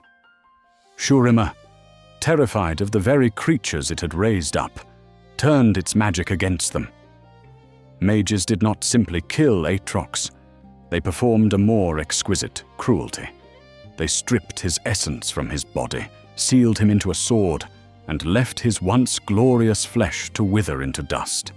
Imprisoned, conscious, immortal, he could only watch through the dim senses of metal as ages passed and empires crumbled. We have to ask, could any mind endure that? Centuries of confinement, an eternity of helplessness, the memory of flight and freedom reduced to the weight of a buried relic. When a desperate mortal finally grasps the hilt, Aatrox does not merely lend power. He overwrites flesh, remaking the host into a grotesque echo of his former form. Each new body is a resurrection and a funeral at once, a parody of life animated by his hatred. From this angle, he is shrouded in grim legends, not only as a villain, but as a tragic figure. His rage is an answer to a cosmos that used him, unmade him, and then locked him away like a cursed artifact. His longing for oblivion, his vow to end all existence, begins to look like a twisted plea for mercy. If no god of death will claim him, He will drag the universe beyond the veil of life so that nothing remains to remember his torment. Yet we cannot ignore the reality of his choices. Aatrox revels in slaughter. He mocks the weakness of his hosts, even as he steals their autonomy, their histories, their chance to be heroes in their own right. Villages, kingdoms, and battlefields vanish beneath his shadow, not as collateral damage, but as fuel for his ecstatic destruction. This is not reluctant necessity. It is joy in unmaking. So we are left in tension. Aatrox is both monster and victim, forged by betrayal, yet responsible for every life he extinguishes. By the end, perhaps you will see that his story resists simple judgment, and that in his reflection, we glimpse how even the brightest forces of life and magic can curdle into the darkest legends of all. If Aatrox is both monster and victim, then somewhere between those extremes stands the one who lifts the blade. In the forgotten corners of battlefields and ruined keeps, in the desperate moments when shields splinter and lines collapse, a soldier reaches for a fallen sword, not a relic of shining gold, but a length of dark, thirsty steel, shrouded in grim legends that no one has time to recall. They are wounded, their comrades are dying, and the weapon whispers not in words, but in a rush of hunger and promise. To understand this bargain, one must first imagine the need. You are a guardian of a nameless village, a sworn protector of a crumbling kingdom, a hero who has already failed once. The enemy surges. Magic and steel haven't been enough. Then your hand closes on that alien hilt, and something vast and ancient surges up your arm. Pain, yes, but also power. Aatrox doesn't plead. He offers certainty. The early days feel like salvation. You rise where no one should stand. Blades that once bit to the bone now glance from your skin as if striking stone. You carve through ranks of foes who, moments before, seemed unstoppable. Arrows snap in the air around you. You feel taller, broader, part of a will that knows war the way others know breathing. Villagers speak your name with awe. Commanders send you where death is thickest. Victory follows you, and you begin to believe that perhaps the dark stories were wrong. Yet the victories cost more than blood. At first, it is only a stray thought that is not yours, a flash of contempt where you would once have felt mercy. You catch your reflection in a shield, and the angle of your jaw, the color of your eyes, is subtly unfamiliar. The armor that grows around your body is not forged. It blooms like a crimson carapace, reshaping you into something closer to the figure in ancient murals of the Darkin wars. Loved ones notice before you do. A child who once ran to your embrace now hesitates, sensing the cold rage coiling beneath your skin. A spouse reaches for your hand and flinches at the rough, alien texture of the gauntlet that never fully comes off. Your voice grows deeper, words edged with a cruelty that feels distant, as though spoken from beyond the veil of life. You tell yourself you are still you. The blade disagrees. Around you, grief takes root. Comrades whisper that the hero who saved them died the day they picked up that sword. Priests of sun and moon debate whether this is necromancy, possession, or something older than any temple's lore. They watch as your stride, your posture, even your laughter vanish, replaced by Aatrox's towering silhouette and terrible mirth. In time, the community stops using your name at all. They say only, "The Darkin walks," and for Aatrox, this too is tragedy. Another life hollowed out. Another face worn like a mask and discarded when the flesh fails. He does not stop. He cannot. Each host is only one more step in an endless march toward an ending that refuses to arrive. One more mortal sacrificed so that a god-slaying relic may continue its doomed crusade. But what happens when a host refuses to vanish quietly, when a fragment of mortal will claws back against the apocalypse within the sword? When a fragment of mortal will claws back against the apocalypse within the sword, in that struggle, we glimpse an older echo, a much deeper wound in the world. In the forgotten corners of Runeterra's history, before the Darkin were cursed and named, Aatrox was not a wandering catastrophe, but a weapon deliberately forged by an empire to face something worse. To understand Aatrox, one must first remember the void, that yawning absence that does not merely kill, but unmakes. Shurima raised him up beneath the sun disk as an ascended champion, a living answer to a question the world could barely articulate. How do you fight an enemy that erases reality itself? His earliest, most defining battles were not against mortal kings or petty villains, but against void-born spilling from the ruptured lands of Icathia, creatures whose very presence warped stone, sky, and soul. Where they passed, memory faded, matter thinned, and even magic faltered. Imagine the necromancy of that war. Not corpses rising, but existence itself dying by inches. Aatrox strode into that abyss armed with celestial power, his blade a blazing denial of nothingness. Yet battle after battle, as he carved through chittering horrors and titanic abominations, he was steeped in the void's message. All things fall, all forms fail. In the end, there is only the quiet. Over centuries, that quiet seeped into him.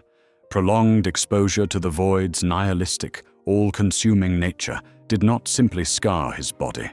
It eroded his certainties. What began as defiance hardened into a bleak revelation. If the void would one day swallow all things, then what meaning did Shurima's glory, or his own heroism, truly hold? The ascended champion who once fought to preserve life and history began to see annihilation not just as a threat, but as an inevitability, and finally, as an ideal. Here, Aatrox's current purpose twists into something chilling. On the surface, his goals resemble the void's. Both seek an ending. Both stand beyond the petty ambitions of mortal heroes and villains. But where the void is an impersonal hunger, an absence without will, Aatrox is a conscious, burning intention. The void consumes because it is empty. Aatrox destroys because he chooses. This is not the same apocalypse. The void seeks to overwrite the world with its own nothingness. Aatrox, by contrast, dreams of an ending that erases even that victory.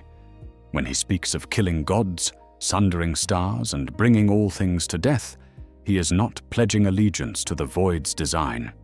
He is attempting to outdo it, to craft a final silence so absolute that even the void's memory cannot survive. In that sense, he is finishing what the void began and defying it in the same breath. He carries forward the logic of that primordial war, but turns it inward, against creation itself, against the ascended, against the very forces that once empowered him. Today we will journey with him, not as a mere warlord, but as a relic of a conflict between existence and non-existence, now turned against all sides. By the end, perhaps you will see why his sword feels less like a weapon and more like a verdict, and why the next time he meets the void, he intends that both of them die. To understand why Aatrox feels so inevitable, so heavy with doom, one must first place him within a much older lineage of cursed steel and whispering blades. In the forgotten corners of fantasy's history, sentient weapons have long waited in the hands of doomed heroes. Michael Moorcock gave us Stormbringer, the black sword that devours souls and drives Elric toward atrocity.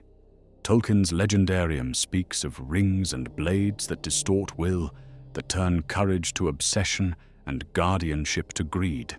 These artifacts are not passive tools. They are hungry presences, shrouded in grim legends, bending the story around themselves. Necromancy, the magic of binding will to matter. Beyond the veil of life, quietly underlies many of these tales. A cursed sword is a kind of undead idea, a will that survives the death of its maker and clings to steel instead of flesh. In Stormbringer's feasts, in the One Ring's slow erosion of Frodo, we see the same pattern: power that promises victory, power that extracts a hidden, terrible price, power that turns its wielder into an instrument of its own survival. These stories use weapons as mirrors.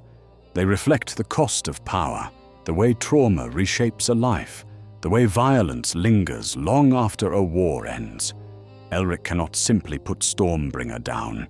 His frailty, his history, his despair all conspire to keep his hand on the hilt. The ring-bearers cannot simply refuse the ring. Their need, their fear, their hope of saving others welds it to their souls. Heroes and villains alike are caught in a dance where the blade leads. Aatrox inherits this entire tradition and then inverts its angle. He is not a weapon that influences a wielder. He is the original owner, the ascended warlord, imprisoned in metal, forcibly wearing the wielder like armor. Where Stormbringer drinks a soul, Aatrox overwrites a body. Where cursed artifacts whisper, he roars, rewriting bone and sinew until the mortal frame becomes his own resurrected corpse puppet. The cost of drawing him is not mere corruption of intent, it is the annihilation of the self. Visually, Riot leans into this lineage. The towering, demonic silhouette, the sweeping, wing-like appendages, the sense of a fallen, angelic figure whose glory has been blackened by endless war. All of it echoes older depictions of exiled seraphs and abyssal champions. He stands like a judgment-given form, a living relic of a divine weapon turned against the heavens that forged it. Yet Aatrox is also a modern evolution of the cursed blade archetype. His story is not only about temptation, it is about post-war trauma and cosmic despair. He is what happens when the weapon remembers. Every campaign, every corpse, every broken promise of peace, and concludes that only universal death can end the cycle. By the end, perhaps you will see that in Aatrox, the sword is not just evil, it is exhausted. Keep watching, because next we will trace how this exhausted apocalypse walks through Runeterra's present, and how every hand that lifts him becomes another chapter in an ancient, devouring tradition. To understand how this exhausted apocalypse appears before us, one must first step behind the curtain of his creation into the studio where concept lines became cataclysm. In the forgotten corners of early League of Legends, Aatrox was little more than a dark warrior silhouette, a winged demon with a big sword, shrouded in grim legends, but thin in substance. He was power without history, menace without a clear mythology. Riot's rework tore that image apart and rebuilt it upon Shuriman stone. Aatrox was no longer simply a demon, but a Darkin, a fallen ascended from the Sun-Disca's golden age, a weapon of Shurima's holy wars against the void. This shift anchored him in the larger lore of necromancy-adjacent magic and cursed artifacts, placing him among heroes turned villains, living weapons whose glory had rotted into horror. By the end, perhaps you will see that this change is not cosmetic. It is architectural, reforging every piece of his design around one terrible idea. Look at his current form. The sword is not something he holds. It is fused into his arm, a jagged extension of his very being. His body is a lattice of blade and sinew, metal and meat, as if the weapon has devoured the warrior and worn him as armor. Those wing-like structures, not true feathered wings, but cruel, bladed protrusions, evoke a fallen angel of war, ascended heritage, twisted into a silhouette that is half executioner, half monument. The red-black palette, veined with glowing crimson, speaks of blood, death, and imprisoned magic.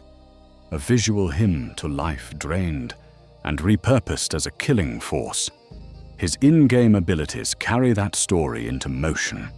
The sweeping arcs of his Q are not neat strikes. They are vast, deliberate cleavings, as if he is trying to erase pieces of the battlefield from existence. His dash, his E, feels less like nimble agility and more like a heavy, inevitable lunge, a boulder of war sliding forward.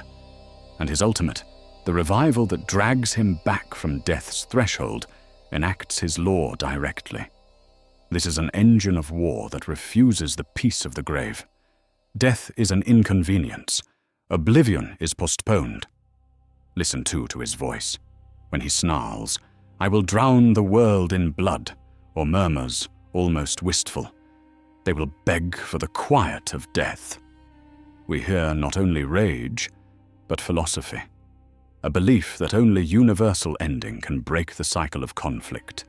There is dark humor in lines like, "This is not destruction, this is progress," a bitter mockery of heroes and empires that claim righteousness while waging endless war.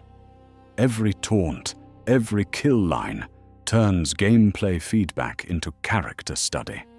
All of this converges on a single thesis. Aatrox is no longer merely a god of war.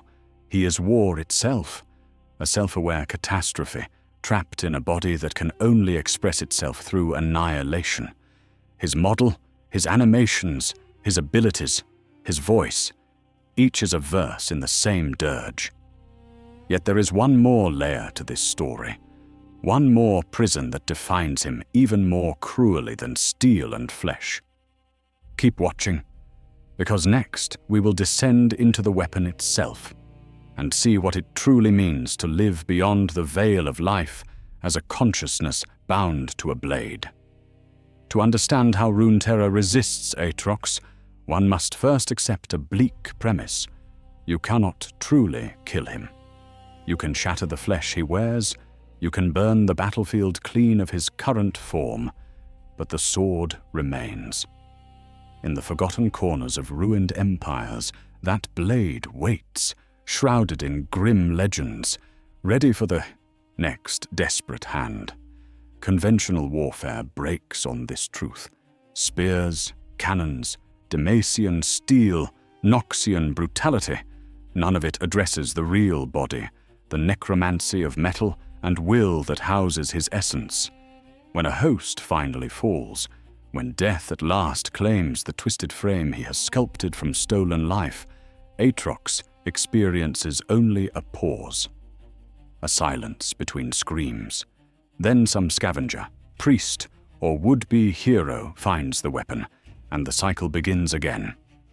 Every victory on the field is just a reset of the hourglass. So the wise turn to magic. Across Runeterra's history, mages and wardens have built vaults and sanctums to smother Darkin blades. Rune-etched stone, anti-magic fields, sigils that drink power instead of radiating it.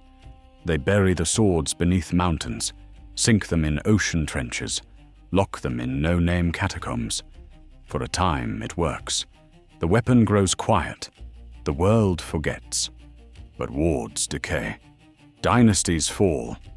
A cult arises that calls the Darkin, liberators, or a warlord, decides that god-slaying power is worth any price.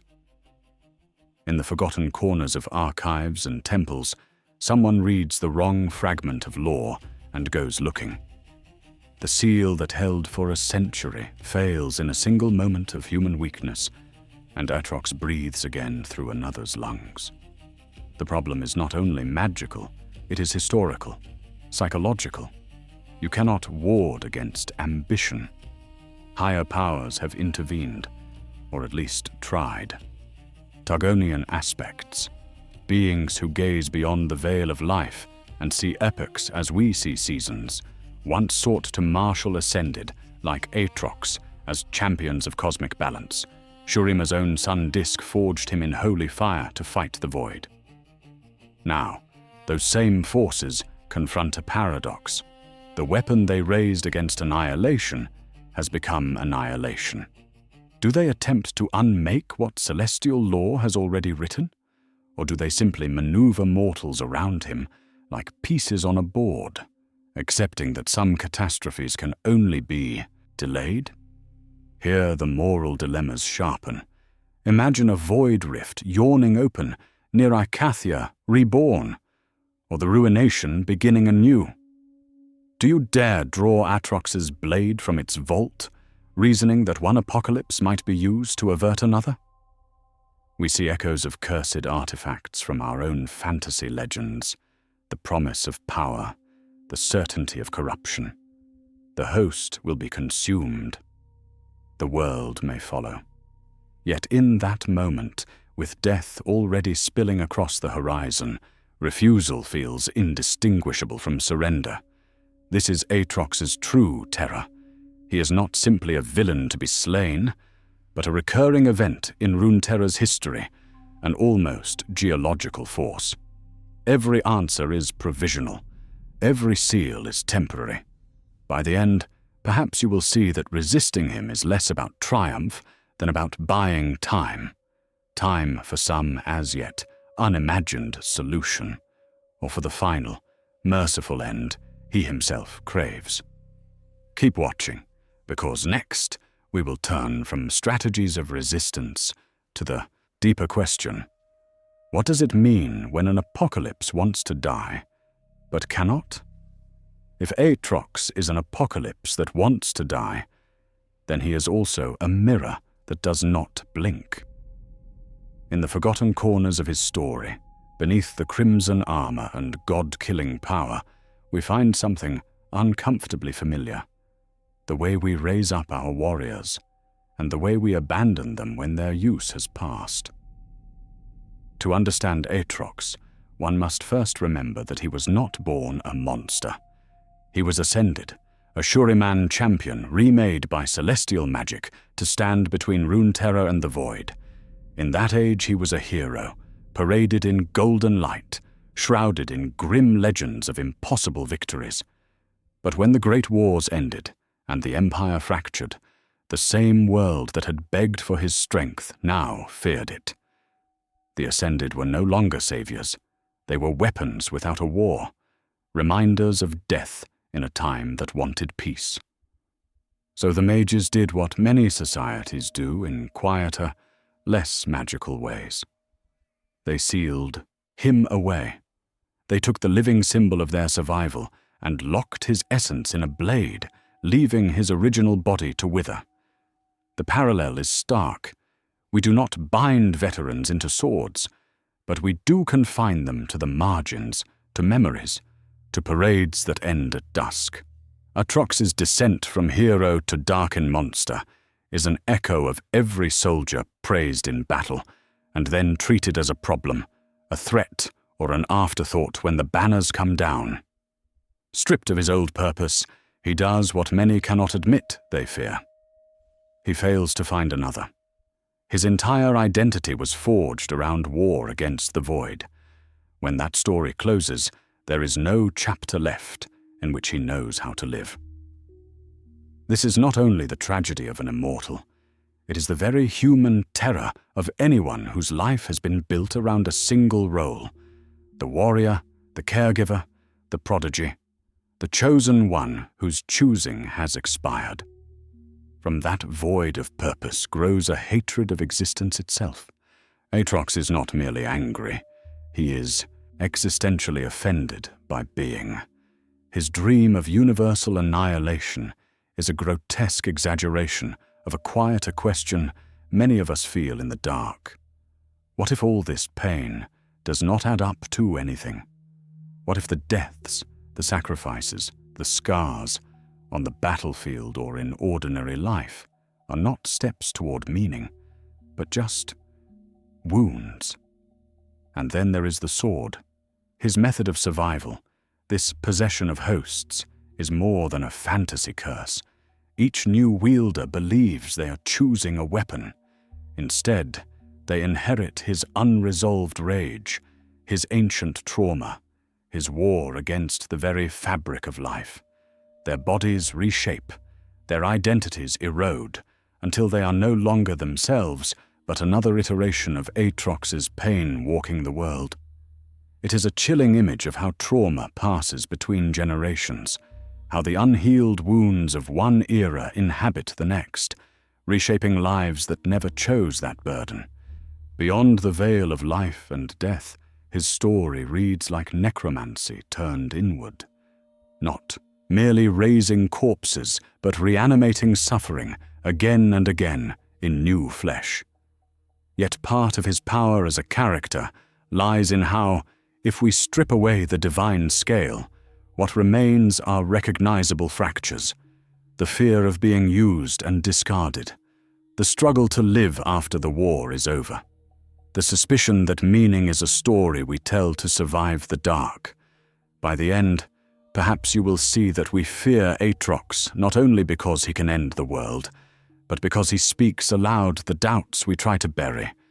Keep watching, because next, we will trace how this living catastrophe threads through Runeterra's history, and how heroes and villains alike are forced to confront the reflection he casts.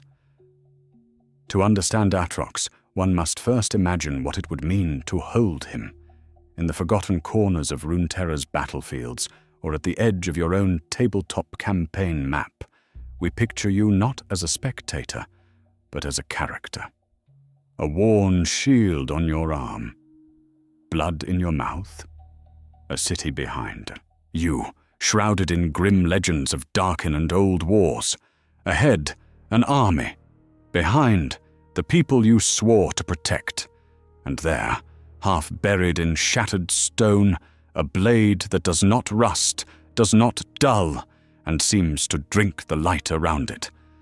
Today we will journey into that single, suspended heartbeat when you see the sword and understand, without words, that it is wrong.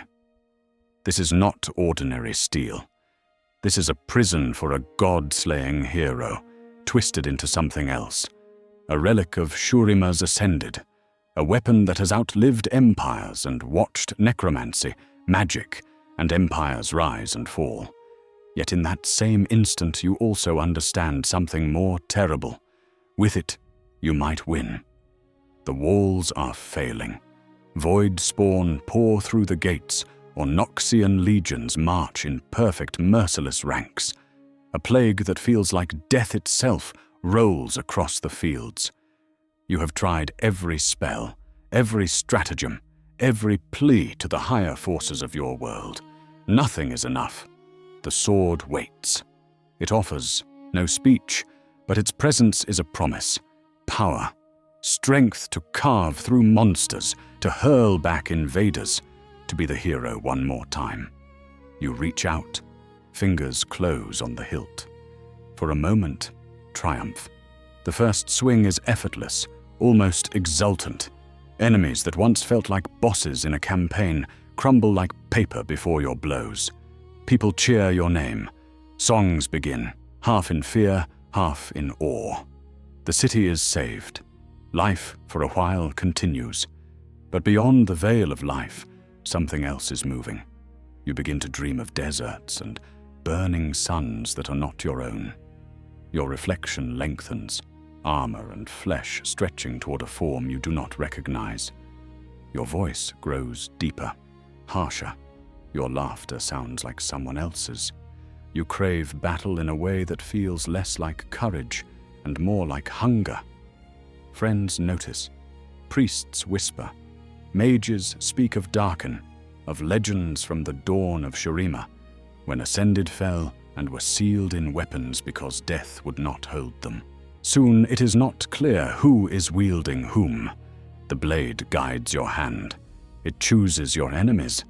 It demands that every problem be solved with slaughter, that every doubt be silenced beneath waves of blood. This is not simple villainy. This is a slow erasure, a necromancy of identity, where your soul is the corpse being hollowed and worn. Knowing this law, would you still grasp the hilt? And if you did, what line would you swear never to cross? No innocence, no surrender, no letting the voice in the metal speak through you, before those lines blur and vanish? By the end, perhaps you will see that this is Aatrox's deepest horror. He does not tempt us with crude destruction, but with the chance to be exactly what we most yearn to be. The savior, the last wall, the necessary monster, just for tonight. Keep watching, because next we will follow the trail of those who did pick up the blade, and see how their stories ended, when the hero and the weapon could no longer be told apart. We can turn that tragedy into structure. If Aatrox is a pattern more than a person, then we can build a campaign villain who moves through history the way a plague does, disappearing, mutating, returning. In the forgotten corners of your setting's lore, whispers of an old warlord surface again and again, each separated by decades or centuries, each bearing the same impossible blade. To understand this style of antagonist, one must first think in cycles rather than single climaxes. Aatrox's own story is not one battle, but a series of reappearances, each with a new host, a new face, a new set of tactics shaped by the body he has devoured. We can mirror this. The party defeats the tyrant of the northern marches, only to find that years later, a desert conqueror wields the same sword, speaks with the same phrases, and knows secrets only the fallen general should know. The villain returns, but the body is different. The war has evolved. Structure your long war around that unsettling continuity. The armor design is eerily consistent. The heraldry is identical. The sword never leaves the stories.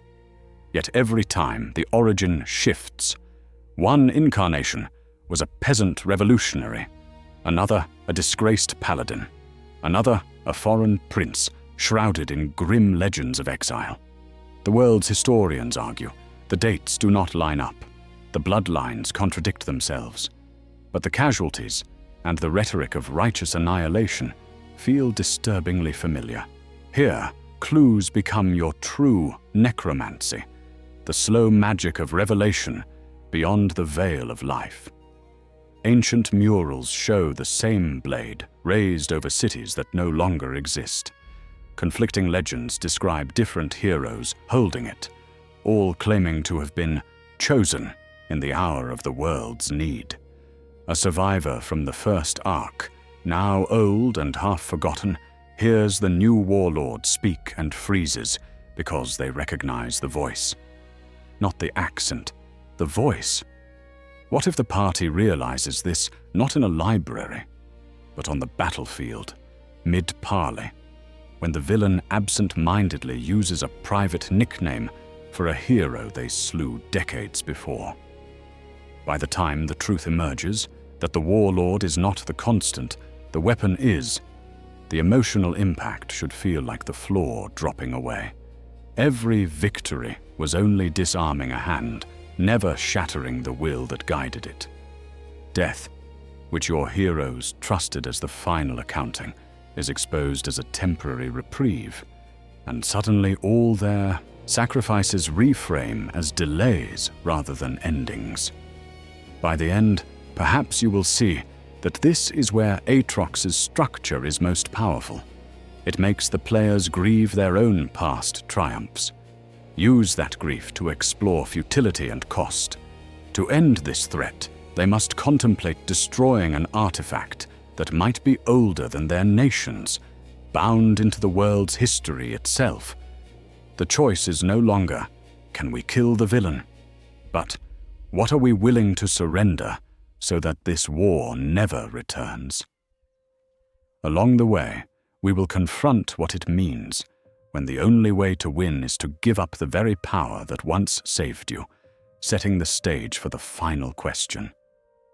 How do you unmake a legend without breaking the world that grew around it? To understand that impossible task, one must first admit a darker truth. Aatrox is not the warrior. Aatrox is the weapon. The towering form we see on the battlefield is only the latest corpse puppet the blade has carved for itself. A grotesque echo of the ascended champion it once was.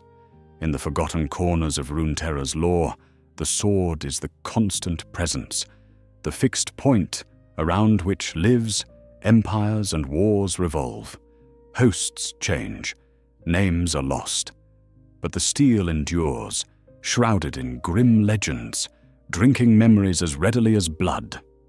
When we frame stories with Aatrox, we should treat the current body as a tragic, temporary shell, and the blade as the true antagonist, the patient intellect that has watched the world's history rise and fall from the scabbards of doomed heroes and villains alike. How does such an artifact speak? Not with simple words, but with necromancy of the mind. It seeps into dreams as a red horizon of endless war, shows visions of Icathia's void-rent skies, or replays the Darkin's fall from glory over and over, until the wielder cannot tell whether they are remembering or being rewritten. At first, the voice is a whisper at the edge of thought, a suggestion to stand a little taller, to strike a little harder. Later, it is an intrusive chorus, blurring the line between the wielder's will and Aatrox's own hunger for death. Narratively, we can show this influence as a slow, terrible bargain. The more the host leans on the sword's power, the more miraculous the boons become. Wounds knit in moments, strength swells beyond mortal limits. The very air trembles with dark magic when the blade is drawn. But each gift carries a cost. Compulsions emerge, to seek conflict, to disdain peace, to answer every insult with blood. The body begins to change, veins blacken, eyes burn with alien light, armor fuses to flesh, until at last the host's silhouette is no longer theirs at all. It is his. Different souls will meet this corruption in different ways. Some resist, treating the sword as a prison they must carry, binding it with runes, oaths, or companions who watch for the first signs of surrender. Others embrace the power, convincing themselves they can direct the slaughter toward worthy targets. A rare few try to bargain, to outwit the intelligence in the steel, offering service now in exchange for freedom later, never grasping that Aatrox's only true promise is annihilation. By the end, perhaps you will see that defeating such a villain is not a matter of breaking the body that swings the blade. It is about neutralizing, containing, or transforming the artifact itself, finding ways to bury, unmake, or redeem the weapon that has outlived every war. Today we will journey deeper into what that might cost, and what it means when the only path beyond the veil of life runs through the heart of the world's most dangerous sword. To understand what that path costs, one must first imagine Aatrox not only as weapon, but as patron. Not merely a sword to be swung, but a voice in the marrow, a covenant written in blood and memory. In the forgotten corners of Runeterra's wars, there are always those who reach for any power that promises one more charge, one more stand, one more impossible victory. Aatrox, shrouded in grim legends as the first apocalypse, would function as a warlock-style patron of flesh and steel, where arcane necromancy twists life and death through spells, His magic is brutally direct. He offers martial prowess that borders on the divine, resilience that laughs at mortal wounds, and a battlefield presence that turns a single soldier into a living catastrophe. In exchange, he does not simply ask for service. He demands the eventual surrender of self, the slow replacement of the warlock's body and will with his own ascended ruin. Who would answer such a call? We can see them clearly if we look along the blood-soaked roads of Runeterra's history. The broken veteran who watched comrades fall to the void and swears never to be helpless again. The desperate guardian of a besieged city, willing to pay any price to keep their children alive for one more dawn. The glory seeker who has read too many tales of heroes and villains and wants their name etched into the same legends, even if it must be carved there with a Darkin blade. To these supplicants, Aatrox would whisper terms that sound less like commandments and more like inevitabilities. Fight in this war. Sabotage that fragile treaty. Strike down the diplomat who might have ended a conflict before it truly began. Each bargain escalates tensions, unravels peace, and ensures that the great engines of slaughter never fall silent. Where a traditional patron might ask for offerings or secrets, Aatrox demands campaigns, crusades, and the deliberate stoking of hatred, so that his own despair has endless fuel. Yet within this pact lies a deeper tragedy. The warlock believes they are being empowered to win, to protect, to avenge. But Aatrox's true goal is not their triumph, it is annihilation. He seeks an ending so absolute that even his own tormented existence will be erased. Every victory he grants is secretly angled toward a final defeat of all things, including the soul that trusted him. By the end, perhaps you will see that this is necromancy turned inward, not raising the dead, but recruiting the living into a grand suicide of the world. And still, his logic is seductive. Align with him, and you are promised not just power, but an end to all suffering, because in a universe reduced to ash, there is no one left to feel pain. Keep watching, because when we follow this promise to its conclusion, we discover that some pacts do not merely break their holders, they teach entire civilizations how to stop believing in tomorrow. To measure that promise, we have to set Aatrox beside the other dooms that stalk Runeterra, like placing one cursed blade among an armory of world-ending weapons. In the forgotten corners of this world's history, catastrophe is not an exception. It is the rhythm by which ages are marked and erased. Consider the ruination, a single man's grief, magnified into a continent-spanning curse. The black mist rolls out from the Shadow Isles, swallowing cities, freezing souls between death and life, turning heroes and villagers alike into spectral echoes that never truly rest. It is an apocalypse of accumulation, an ever-growing archive of suffering where each fallen life becomes another instrument of undeath.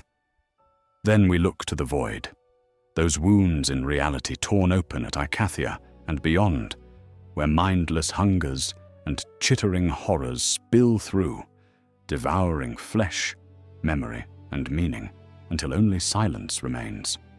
And far above, Targon's star-born hosts speak of greater cycles still, celestial wars, world souls extinguished, constellations that record entire civilizations erased by cosmic forces we barely have words for. Yet Aatrox does not resemble these disasters so much as he prefigures them. Where the ruination spreads like a fog, he walks like a man. His destruction is not a drifting contagion, but a conscious, embodied will. When he seizes a mortal host and rewrites it into his own towering frame, we are not watching the passive spread of a curse. We are watching intention, strategy, and hatred given sinew and steel. Where the void's necromancy is almost mechanical, Consume, convert, repeat. Aatrox chooses. He remembers. He hates. That difference matters. From Damasia's vantage, the black mist is the urgent nightmare, its tendrils already testing their walls, while the Darkin swords are sealed away as relics shrouded in grim legends. Piltover and Zorn may calculate the void as the truest existential threat, something that mocks their progress and their machines. Targon's aspects, gazing down from their peak, might see Aatrox as a local storm against a backdrop of stellar annihilation. But in Shurima, among those who still whisper the names of the Ascended, Aatrox is remembered as the prototype of all later cataclysms, the first champion raised to save the world, then twisted into the very thing that taught Runeterra what an ending could look like. Pattern interrupt. Before Viego shattered the Shadow Isles, before the Watchers stirred in the deep, Aatrox and his kin had already burned empires and stained the sky. To understand the ruination, one must first remember that the Darkin Wars taught mages how to bind impossible threats into weapons. To understand the terror of the void, one must first recall that Aatrox was created to face it, and that victory broke him so completely he became a new apocalypse in answer. By the end, perhaps you will see that his story is not redundant amid these newer horrors. It is the scar tissue beneath them. Each fresh disaster, mist, void, celestial war, unfolds in a world already trained by Aatrox to expect that salvation and annihilation may wear the same face, and that every age of heroes can be the prologue to another, darker ending. And so we come to the most uncomfortable question lurking beneath Aatrox's tale. Not how he destroys, but how he was stopped. The forgotten corners of Runeterra's history, beneath the triumphant songs of victory, there is a quieter note of horror. The moment the heroes chose to bind, rather than to kill. To understand this choice, one must first remember the world that forced it. The Darkin Wars had dragged the land beyond the veil of life as most mortals knew it. Cities burned beneath wings that had once been angelic. Rivers ran black with the blood of men, Vastaya, and Ascended alike. These were not villains that steel or sorcery could simply erase. Darkin bodies reknit, Darkin essence endured. Every victory against Aatrox and his kin was temporary, a pause before the next cataclysmic return. In that crucible, desperate mages and last ragged hosts of heroes forged a different answer. They wove a kind of living necromancy, a magic that did not merely slay, but unmade, severing spirit from flesh and forcing immortal will into steel. Aatrox's original body withered. His godlike form collapsed into dust. His mind, his hunger, his power were locked inside a sword that could be buried, hidden, forgotten. This act, repeated across the Darkin, ended the open war and allowed civilizations to rebuild from ash. By any practical measure, the binding saved countless lives. Generations were born who would never see a Darkin blot out the sun. New nations rose where battlefields had once sprawled. In the ledger of history, it reads as a triumph, the moment when mortals, refusing extinction, outwitted their undying tormentors. Yet we are left with a thorn that will not come free. Is it justice to condemn a sentient being, even one shrouded in grim legends of slaughter, to endless torment and the erosion of self? Aatrox is not merely imprisoned. He is awake. He feels every century of rust and silence. Each time a mortal grasps the hilt, he tastes hope, only to awaken into another cycle of possession, war, and despair. Could there have been another way? True annihilation of an Ascended essence may have been beyond the magic of that age. Redemption seems almost laughable when we imagine Aatrox as we know him now. But we must remember, he was once a protector, a champion forged to face the void. Was there a moment, perhaps long before the binding, when a different mercy could have been offered, before hatred calcified into his only language? Today we will journey through this paradox not to absolve him, but to measure the cost of the world's survival. The spell that saved Runeterra also created the unending horror of Aatrox's existence, blurring the line between justice and cruelty. Keep watching, because as we follow his attempts to escape that blade, we will see how a single choice, made in desperation, can echo as loudly as any apocalypse he now seeks to unleash. If the spell that forged the Darkin was an apocalypse, then Aatrox's voice is its aftershock, rumbling on through every mortal he devours. In the forgotten corners of his dialogue, beneath the roar and the threat, we hear something stranger than rage. We hear memory. Aatrox does not simply boast of power, he remembers having it. When he snarls, "I was the first of the Ascended, I will be the last," he is not inventing a legend. He is invoking a lost rank, a time when he stood beneath the sun disk as a champion of Shurima. That single line folds history into a threat. He once fought the void as a radiant hero, and now he fights everything. In another moment he growls, "We marched as one. Now I march alone." There, in that pause, is the ghost of comrades, burned away by time, war, and the cursed magic that twisted, ascended into Darkin. To understand Aatrox, one must first listen for the weariness buried inside the fury. He frequently spits, "Endless battle, endless." The repetition is not triumphant. It sounds like a sentence.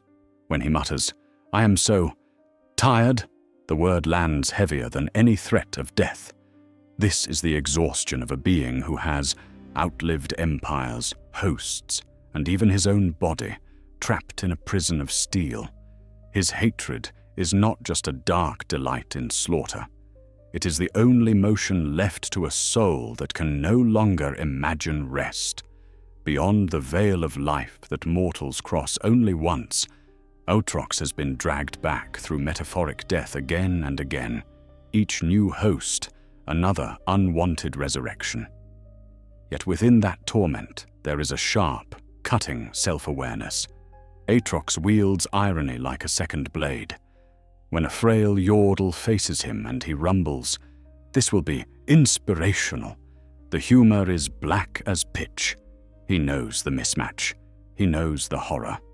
Or when he says, almost playfully, "I am your god now," he is mocking both himself and the old ascended cults that once worshipped beings like him as heroes.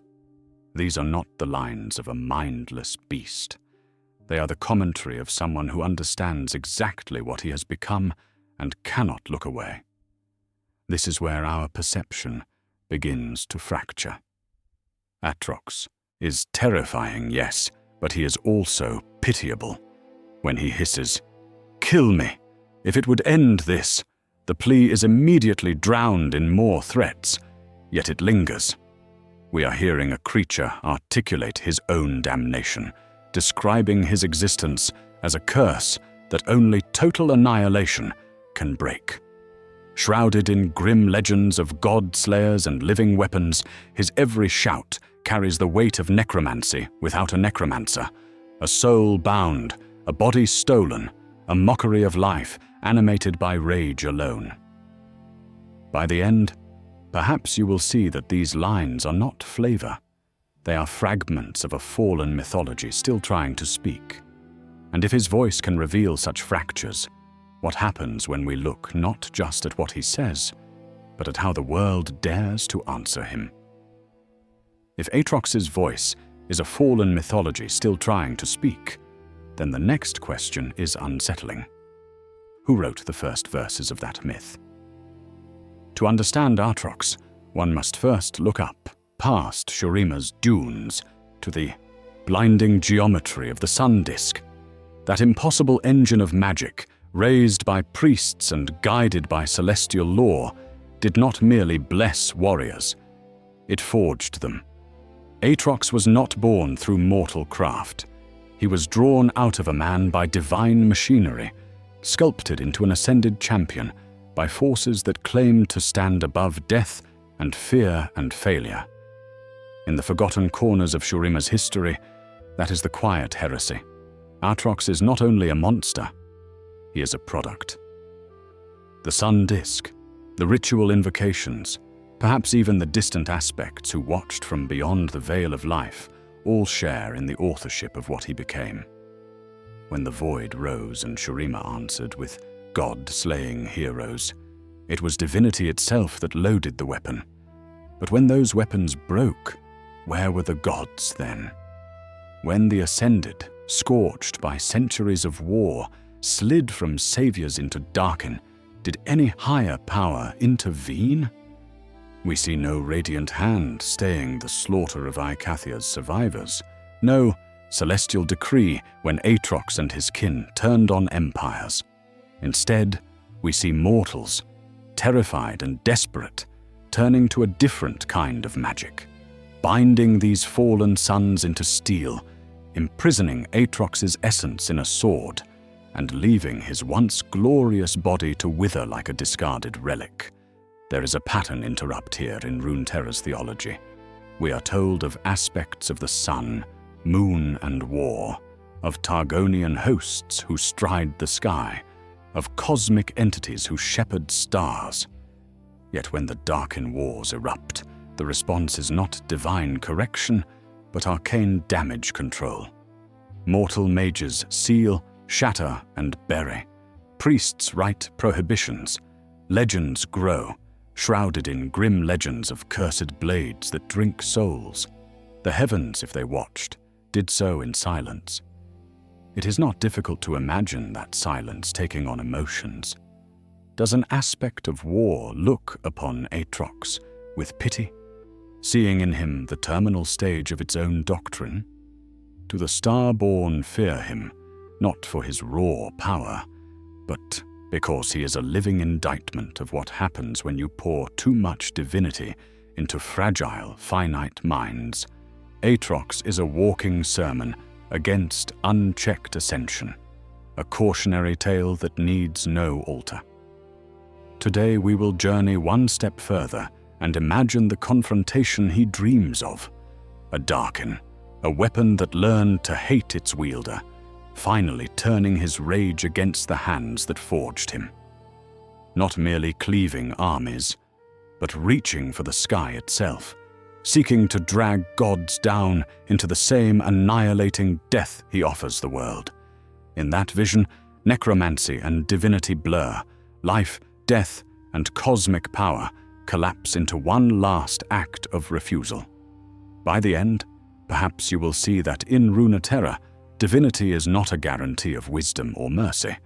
It is a force, brilliant and fallible, and Aatrox is its unintended consequence. And if this is what the heavens can make by accident, we must ask what horrors and what desperate answers mortals will attempt next. In the forgotten corners of Runeterra's wars, where broken sun disks and rusted blades lie half buried in the dust, there is one question that lingers like smoke after a battlefield. Is Aatrox forever lost, or can even this living apocalypse change? To understand his fate, one must first accept the depth of his fall. Current lore paints him as almost irredeemable. Aatrox is not merely angry, he is architected around hatred. The ascended hero is gone, entombed beneath centuries of torment, betrayal, and the suffocating awareness of what he has become. His every word drips with loathing for gods, for mortals, for the very fabric of life and magic. He does not seek a throne. He seeks an ending so absolute that even memory burns away.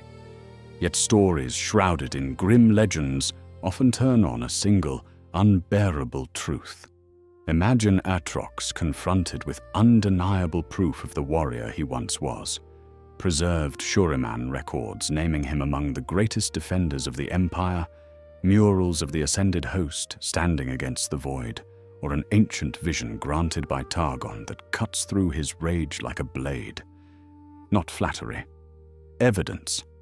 A battlefield journal from a mortal who loved him. A surviving ascended, or some lingering, half-ascended remnant, who remembers the moment he chose to stand. Not to slaughter, but to protect. In such a moment, redemption would not mean a simple return to heroism. Aatrox's body is already a necromantic paradox, a corpse puppet sustained by stolen flesh and burning will. There is no going back to golden wings and sunlit banners. Instead, redemption might look like a single choice, to end his own cycle of violence without taking the world with him, to accept oblivion for himself alone, to turn that god-slaying power inward, breaking the weapon, unmaking the Darkin essence, and allowing death to claim what should have died long ago. There is immense narrative power in that kind of self-chosen end. The living catastrophe who finally refuses to be a catastrophe. The weapon that, after rewriting so many hosts into its own image, chooses to let the last host rest in peace. It would echo the great tragedies of fantasy history, where heroes and villains alike purchase a fragile future with their own annihilation. By the end, perhaps you will see that such an arc would not cleanse Aatrox, but crystallize his horror into something painfully human. Yet there is also a stark, chilling strength in leaving him unrepentant, an unstoppable force of destruction that never bends, never softens, stands as a reminder that some wounds do not heal, some wars never truly end. Aatrox's pure, unbroken hatred keeps Runeterra's stakes brutally high. He is the price of divine power, misused, forever stalking the world. So we must ask, would you want him to change? Does his impact depend on his irredeemability? Or would a redemptive end deepen his tragedy, turning a weapon of extinction into one last, fragile act of choice? Keep watching as we turn from Aatrox's possible future to the mortals who must live and die under the shadow of his blade. And if mortals must live and die beneath that shadow, we, as storytellers, can decide what shape that shadow takes. Today, we will journey from Aatrox, the character, to Aatrox, the template, asking what lessons we can steal when we forge our own fallen champions and cursed weapons. To understand his power, one must first see the architecture of his tragedy. A noble origin, a catastrophic war, a fall from grace, an unending punishment, and a goal so horrifying it almost loops back into mercy. In the forgotten corners of Runeterra's history, Aatrox is not a monster first. He is an ascended of Shurima, a god-slaying hero, raised up by the sun disk to stand against the void. That noble identity matters. It anchors everything that follows. When we craft our own Darkin figures, we should give them that clear, heroic past. Named comrades, sworn oaths, ideals they once would have died to protect. The more specific the old self, the more we feel the rupture when that self is broken. Then, we let war do the breaking. Aatrox passes through the Void conflict, the Darkin Wars, campaigns so apocalyptic they twist saviors into scourges. This is not vague, ancient times. It is a sequence of battles, betrayals, and desperate magic that leaves mages with no choice but to seal him. For your own creations, imagine that single catastrophic moment when the world turns on its champion, and the champion turns on the world. Aatrox's imprisonment is not a metaphor, it is steel. After the Darkin Wars, his essence is bound into a blade, his original body left to wither into nothing. This method of persistence defines him. He does not simply haunt, he possesses. He manipulates mortals into wielding him, then slowly overwrites their flesh into his own corpse-like form. When you design your Darkin, decide how they endure beyond the veil of life. Are they bound to a crown that whispers, a suit of armor that moves on its own, a spear that drinks memories instead of blood? Their prison should shape every interaction. Around that prison, we weave philosophy. Aatrox is not just rage, he is terror of purposeless existence, resentment toward the powers that made and unmade him, and a twisted desire for peace through universal death. Necromancy, the magic of blurring life and death, becomes in him a worldview. If everything ends, nothing can be taken from him again. Give your villains similar inner arguments. Let them articulate why annihilation, domination, or corruption feels like the only honest answer. And finally, let their presence spread beyond the battlefield. Aatrox is shrouded in grim legends. Villagers remember the day a wandering hero took up a strange sword and never returned. Landscapes still bear scars where his colossal form carved trenches into the earth. Survivors wake from dreams of a voice promising power in exchange for their name. Your Darkin should exist in songs, in ruins, in half-burned scriptures. By the end, perhaps you will see that the most frightening cursed weapon is the one no one dares to name, yet everyone fears they have already found. Keep watching, because next we will step away from the god-killer himself and listen to the mortals who whisper about him in the dark, some praying for salvation, others secretly hoping to be chosen as his next doomed host. In the forgotten corners of war-scarred worlds, you do not meet a god-killer all at once.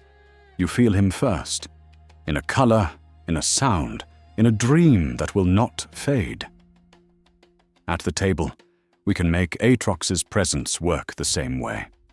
Not as a jump scare, but as a gathering storm that the characters sense long before they see its shape.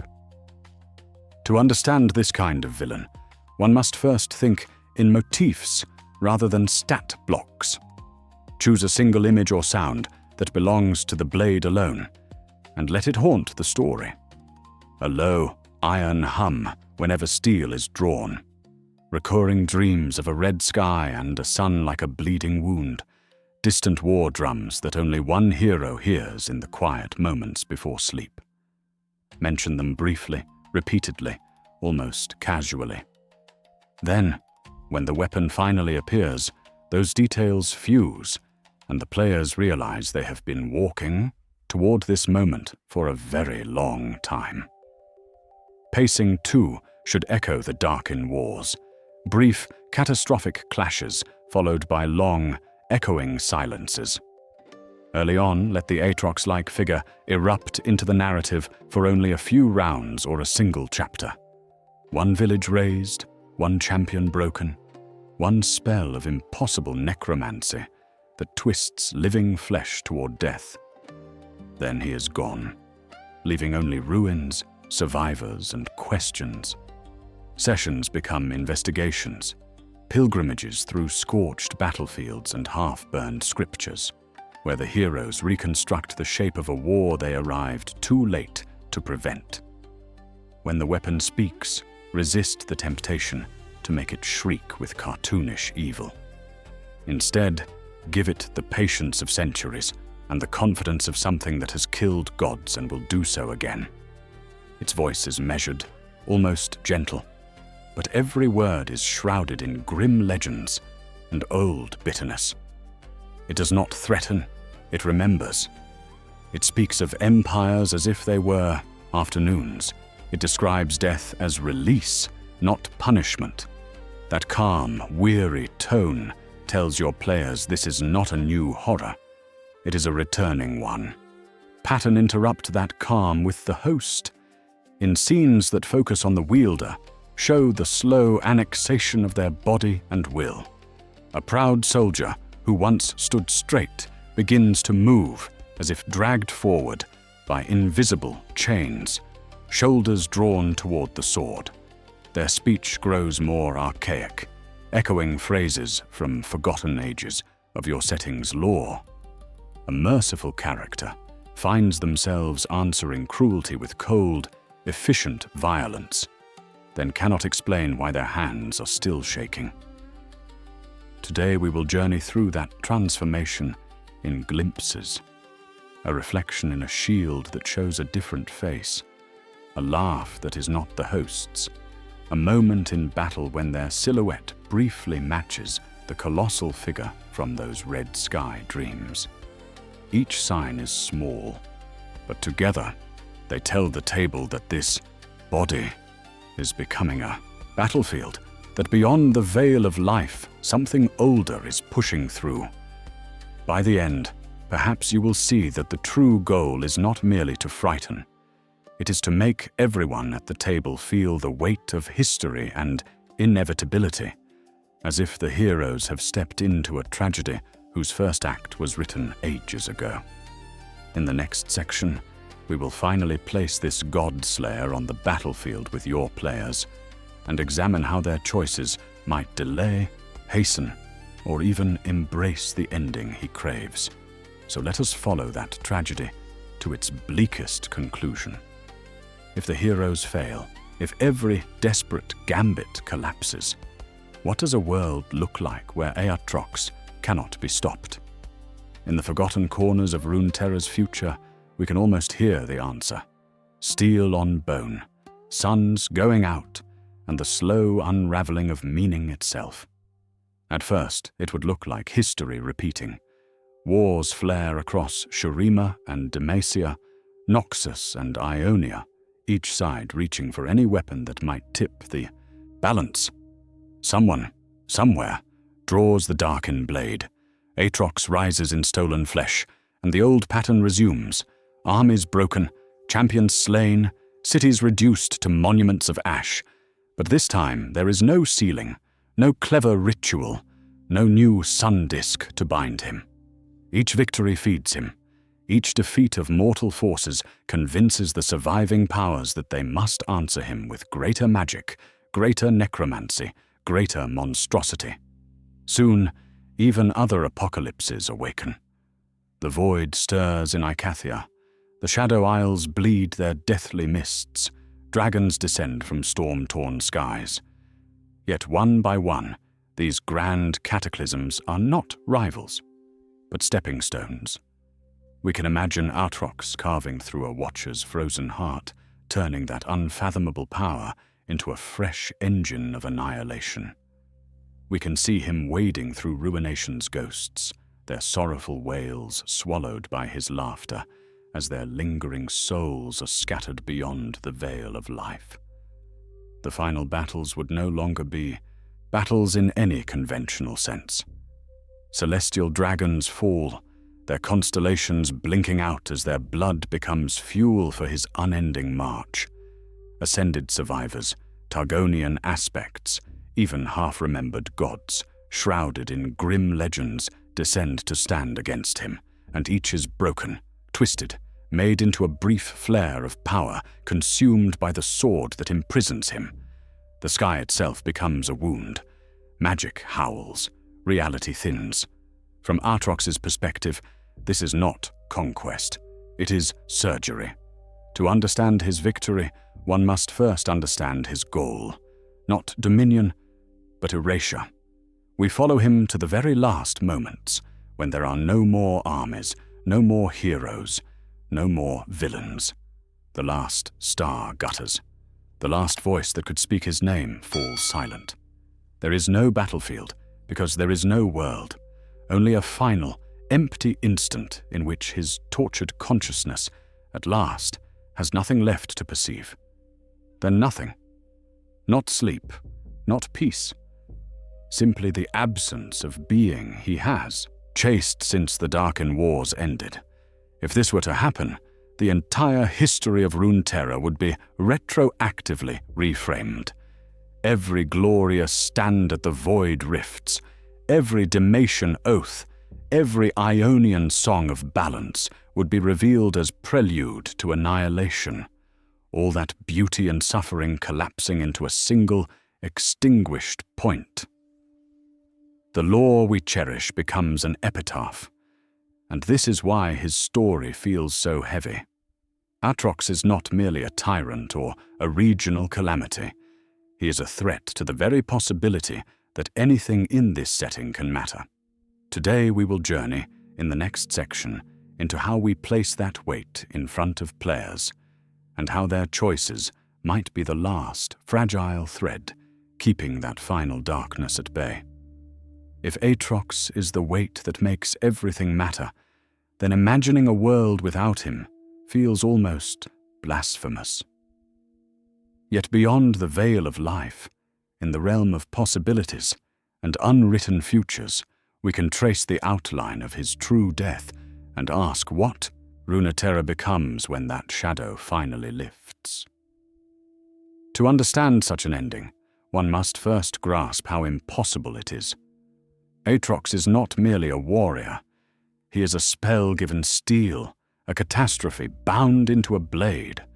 To truly end him would demand a working of magic on the scale of his birth, unmaking the Darkin sword at a cosmic nexus where the oldest forces of creation still speak, or rewriting the laws that allow souls to cling to matter at all. Perhaps only a sacrifice, mirroring the ascension itself, a host willingly offering not just life, but history, memory, and every future they might have had, could sever his essence and scatter it beyond recall. In the forgotten corners of Runeterra's lore, we can almost see the ritual, a convergence of Shurima sun disks and Targonian starfire, Vastayan soul weavers and Ionia's spirit monks anchoring the circle. A final host, already twisted into that towering corpse puppet, walking willingly into annihilation. No resurrection. No shard left in some hidden relic. Just silence. And in that silence, the world would shudder. Wars that once felt like distant echoes of the Darkin conflict would lose their living emblem of ruin. Noxian generals would no longer dream of seizing a god-slaying sword to turn defeat into legend. Ionian war sages, who catalogued him as a living omen, would find their prophecies abruptly incomplete.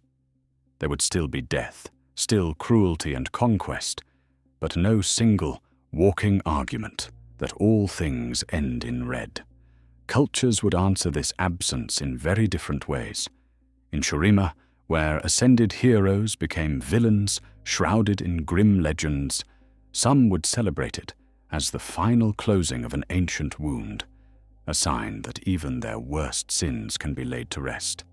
In Ionia, philosophers of spirit and necromancy would whisper that removing such a central horror might unbalance deeper cycles, that a power once spent on containing Aatrox will now seek a new shape. Targon's star-seers might quietly fear that a piece on the cosmic board has vanished, and that something older, watching, will move to fill the vacancy. Narratively, his true death is not an ending, but an exposed foundation.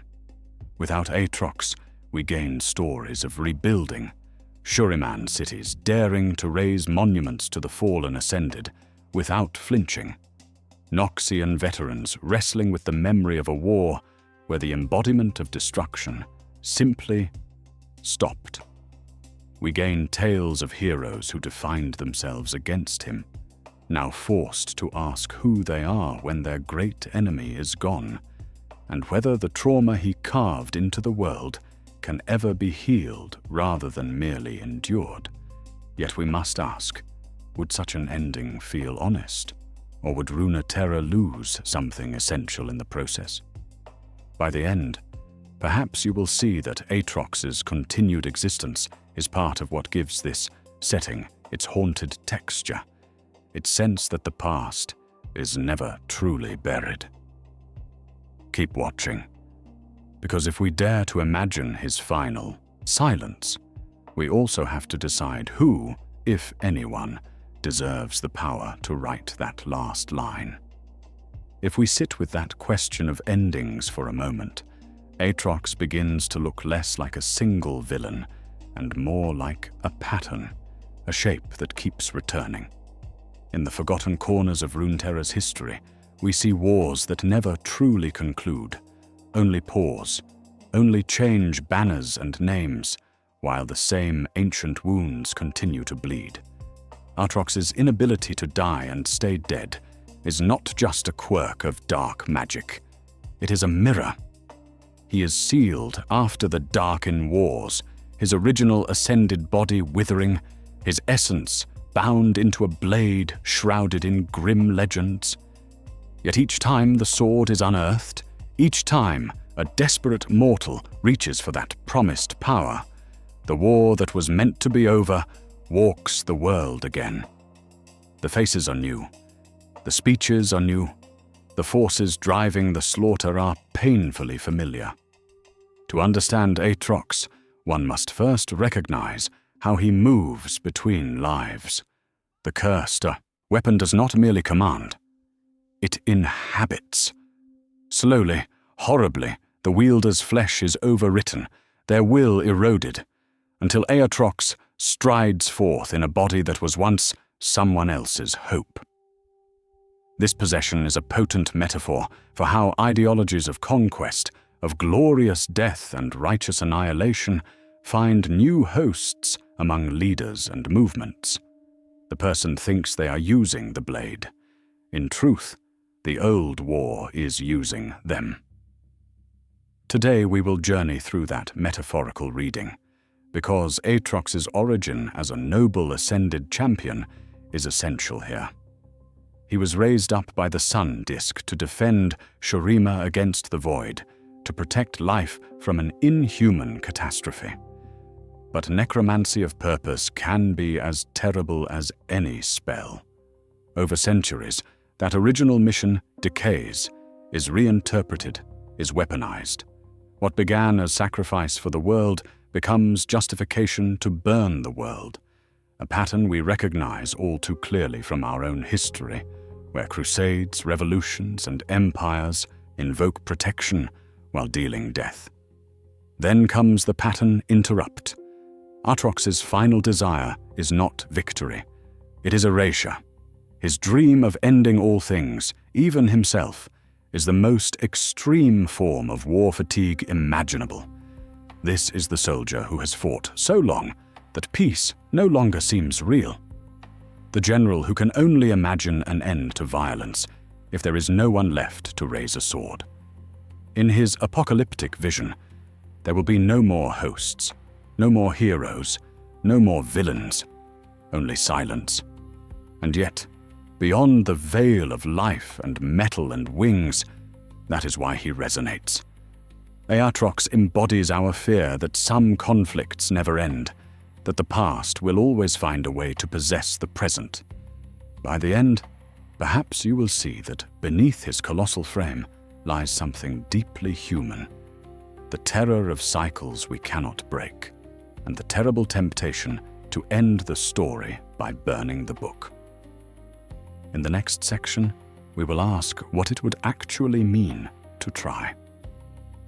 To understand why that temptation is so powerful, one must first step back and listen, not to the screams on the battlefield, but to the blade that causes them. In the forgotten corners of Runeterra's history, Aatrox's story does not move in a straight line. It coils, devours itself, and begins again.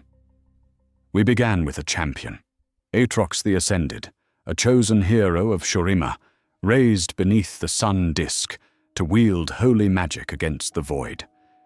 In those first wars at Icathia, he stood among radiant allies, a weapon of living light forged to save life from annihilation. Yet victory came at a cost. The void did not merely scar the land, it scarred the victors. The same divine power that had uplifted them began to twist under the pressure of endless war, curdling into something dark and hungry. From there, the descent was almost inevitable. The Ascended became Darkin, no longer guardians, but tyrants. Aatrox, once a savior, turned his god-slaying strength against the very world he had sworn to protect. Shurima's answer was not redemption, but containment. Mages tore his essence from his colossal frame and bound it into a sword, leaving his original body to wither and die. In that moment, Aatrox became something else. Not a warrior holding a weapon, but a weapon holding a warrior, shrouded in grim legends as it passed from age to age. This is where the themes we have traced converge. The corruption of purpose. A holy champion transformed into a catastrophe. The horror of unending existence. A mind trapped for centuries, aware, enraged, unable to die. The ethics of eternal punishment. A sentence so absolute that it forges the prisoner into a worse monster. And at the center of it all, the seduction of annihilation, the belief that only universal death can finally break the chain. Aatrox's method of escape deepens the horror. He does not raise corpses like a traditional necromancer. Instead, he hijacks the living. When a mortal lifts the blade, its magic seeps inward, rewriting flesh and bone until the host becomes Aatrox's own resurrected form. It is necromancy turned inside out, a perverse inversion of life and death where the body lives, the self dies, and the sword endures. Beyond the veil of life, he has found a way to be both executioner and corpse. Around him, relationships form a broken constellation. Rast and Varus, other Darkin imprisoned in weapons, echo his fate, yet choose different paths, from gleeful slaughter to fractured coexistence with mortal souls. Mortals, from Noxian soldiers to frightened villagers, treat these blades as cursed artifacts, forbidden relics that recall Shurima's failed attempt to command godlike power. Even the memory of the empire that birthed him lingers as a warning. Heroes and empires alike can become their own undoing. Today we will journey toward a final reframing. Aatrox is not merely a villain to be slain and forgotten. He is a mirror. In his rage, we see our fear that power will always corrupt. In his despair, we see our dread of unending struggle. Keep watching, because in the next section, we will ask what it means when the only escape a being like Aatrox can imagine is the end of all things, and what that says about us. To understand Aatrox, one must first set aside the easy mask we have given him. In the forgotten corners of Runeterra's fandom, he is dismissed as an edgy war demon, all shouting and blood, a loud caricature of destruction that we mute in Champ Select and joke about in passing. But when we look closely at the lore, at the long arc of his history, that shallow reading falls away. What emerges is not a simple villain, but a fallen savior, shrouded in grim legends, a being whose every scream is rooted in something older and far more tragic. Aatrox was once ascended, a champion of Shurima, raised up by the sun disk to fight the void. He stood where death broke the world, wielding magic and steel against horrors that should not exist. In that age, he was counted among heroes, yet victory poisoned them. The Ascended, drunk on power and scarred by endless war, twisted into Darkin, their divine forms warped by rage and pride. Aatrox is not merely a monster. He is what happens when salvation is stretched past its breaking point. When mages finally sealed him into a sword, leaving his original body to rot, they did not simply imprison a tyrant. They trapped a consciousness that had known glory, sacrifice, and betrayal on a cosmic scale. Each time a mortal lifts that blade, Aatrox does not just possess a host, he reenacts his own fall, overwriting flesh into his old form, turning living bodies into a walking monument to wars that refused to end. He becomes, quite literally, necromancy in motion, a corpse that refuses to stay buried, animated, not by spellcraft, but by memory and rage. Seen this way, his annihilationist goal is not cartoonish villainy. It is a dark, twisted response to genuine suffering. After Icathia, after the Void, after the Darkin Wars, after centuries of imprisonment, Aatrox concludes that the cycle of life and death, of heroes and villains, of empires rising and rotting, is an unending cruelty. If there can be no true peace beyond the veil of life, then only unmaking everything, himself included, can end the torment. His apocalypse is a suicide note written across the sky. Listen again to his in-game lines with this in mind. When he bellows about obliteration, we are hearing someone who has seen too much to believe in any future worth saving. The bravado covers a profound exhaustion. The threats are the language of a soldier who has outlived every cause, every comrade, every promise of redemption. By the end, perhaps you will see that this reframing changes how we play him. Every dash, every swing, every resurrection on the rift becomes a small chapter in a much older, sadder story, a ritual reenactment of a god-slayer who cannot stop fighting. And as we move into Aatrox's final acts, we must ask if even the end of all things is, for him, a kind of mercy. What happens if Runeterra refuses to let him die? If that is the question Aatrox leaves us with, then this is the challenge he sets before us as storytellers.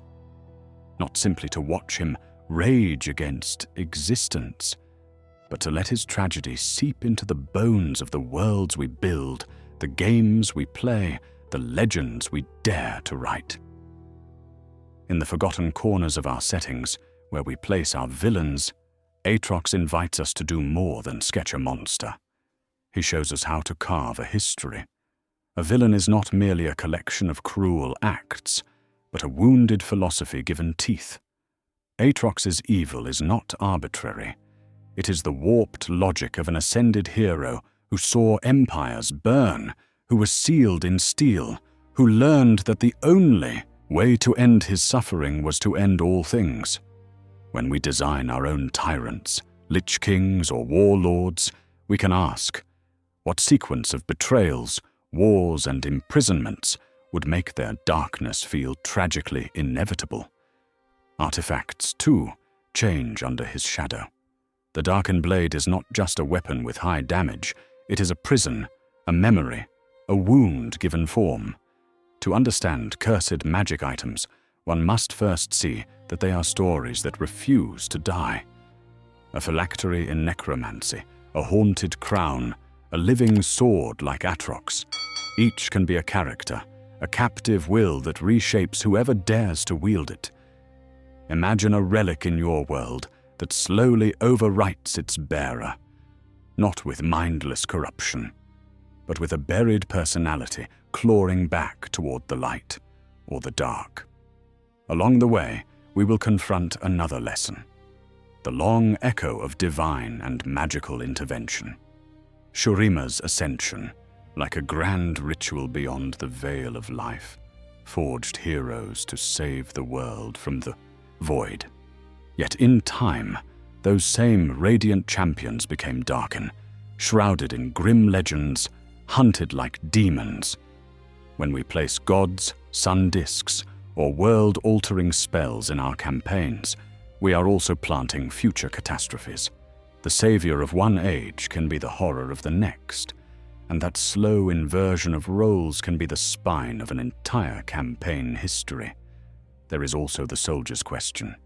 Aatrox is a being who only knows war. So when we next write or play a character who loves battle, the paladin who lives for the charge, the warlord who cannot sleep without the drum, we can ask what happens when the war ends. Can they survive peace, or does peace feel like a different kind of death? Aatrox shows us the most extreme answer. A warrior so unable to exist without conflict that he seeks an ending vast enough to match his own emptiness. By the end, perhaps you will see that this is the true reward of studying Aatrox. Not merely reciting his lore, but stealing his tools. We gain a way to shape villains whose hatred is rooted in history, relics that are more than bonuses to power, timelines where divine magic leaves scars centuries later, and warriors who are haunted not only by death, but by the possibility of life after the battlefield. Keep watching, because as we step into Aatrox's final acts, we will see how all of these threads tighten, and what it means when a story is racing toward an ending its own protagonist both craves and fears. So now, as Aatrox hurtles toward that ending he both craves and fears, we want to turn the blade toward you. In the forgotten corners of your own worlds, at the tables and in the stories you are quietly forging, how would you let this god-slaying shadow step onto the stage? Imagine Aatrox not as a league champion, but as an intrusion from another age. A darkened sword shrouded in grim legends, buried beneath a ruined temple, or hanging unremarked in a warlord's hall. If you were the storyteller, would you cast him as the central villain, an apocalypse in steel who walks behind your heroes? Or would he be an artifact, a relic of a Shurima-style empire, a piece of lost history that your party uncovers without yet understanding the forces bound within? Perhaps he is a patron, a voice from beyond the veil of life, offering power in dreams to a warlock who does not realize that the star or fallen god they serve once strode the battlefield in flesh. Tell us in the comments how you would adapt Aatrox into your campaign or novel. Describe the host who dares to wield him. Is it a desperate paladin who believes one more war will finally bring peace, a grieving parent who will trade their body for the strength to defy death, or a doomed champion of a fading kingdom who sees no path forward except total, annihilating victory? What personal stakes would make that choice feel understandable, even noble in the moment? And yet, when Aatrox's necromancy of flesh begins to overwrite them, unbearably tragic. To understand Aatrox, one must first understand the person he consumes. So sketch that person for us. Are they aware of the legends of the Darkin Wars, of ascended heroes turned villains, or do they think this is only another cursed sword among many? Do they hear his promises as salvation, or as the honest confession of a creature who only knows war and death? We would also love to hear how you would end his story. Do you believe Aatrox is redeemable, or is his will so bound to destruction that the only mercy is oblivion? If you could write his final chapter, would you let a host break through and turn that terrible power toward protection, or would you script a last stand where heroes and Darkin fall together, ensuring that no hand ever lifts this weapon again? By the end, perhaps you will see an ending that Runeterra itself has not yet found. When you share these ideas, you are not just commenting. You are joining a circle of storytellers and lawkeepers who enjoy taking complex mythologies apart and rebuilding them. This channel lives in that space where magic, death, history, and character meet. Your thoughts, your interpretations, your strange little what-ifs, they are the lifeblood of this work. And if you want more long-form, atmospheric journeys like this one, know that your likes, your subscriptions, and your shares are the quiet magic that keeps them possible. They tell the hidden algorithms that there is still an audience for slow, careful explorations of heroes and villains, of artifacts and apocalypses. Add your voice below, and then, as we move into Aatrox's possible endings, carry your version of the blade with you. As we speak of endings, we are also, quietly, drawing new maps, not tidy schedules or upload plans, but branching paths scratched like scars across a war-torn star chart, each line pointing toward another wound in Runeterra's sky, another story shrouded in grim legends that waits for us to unearth it. To understand Aatrox, one must first see that he is not alone. He is one blade in a broken constellation of Darkin, each a different answer to the same terrible question.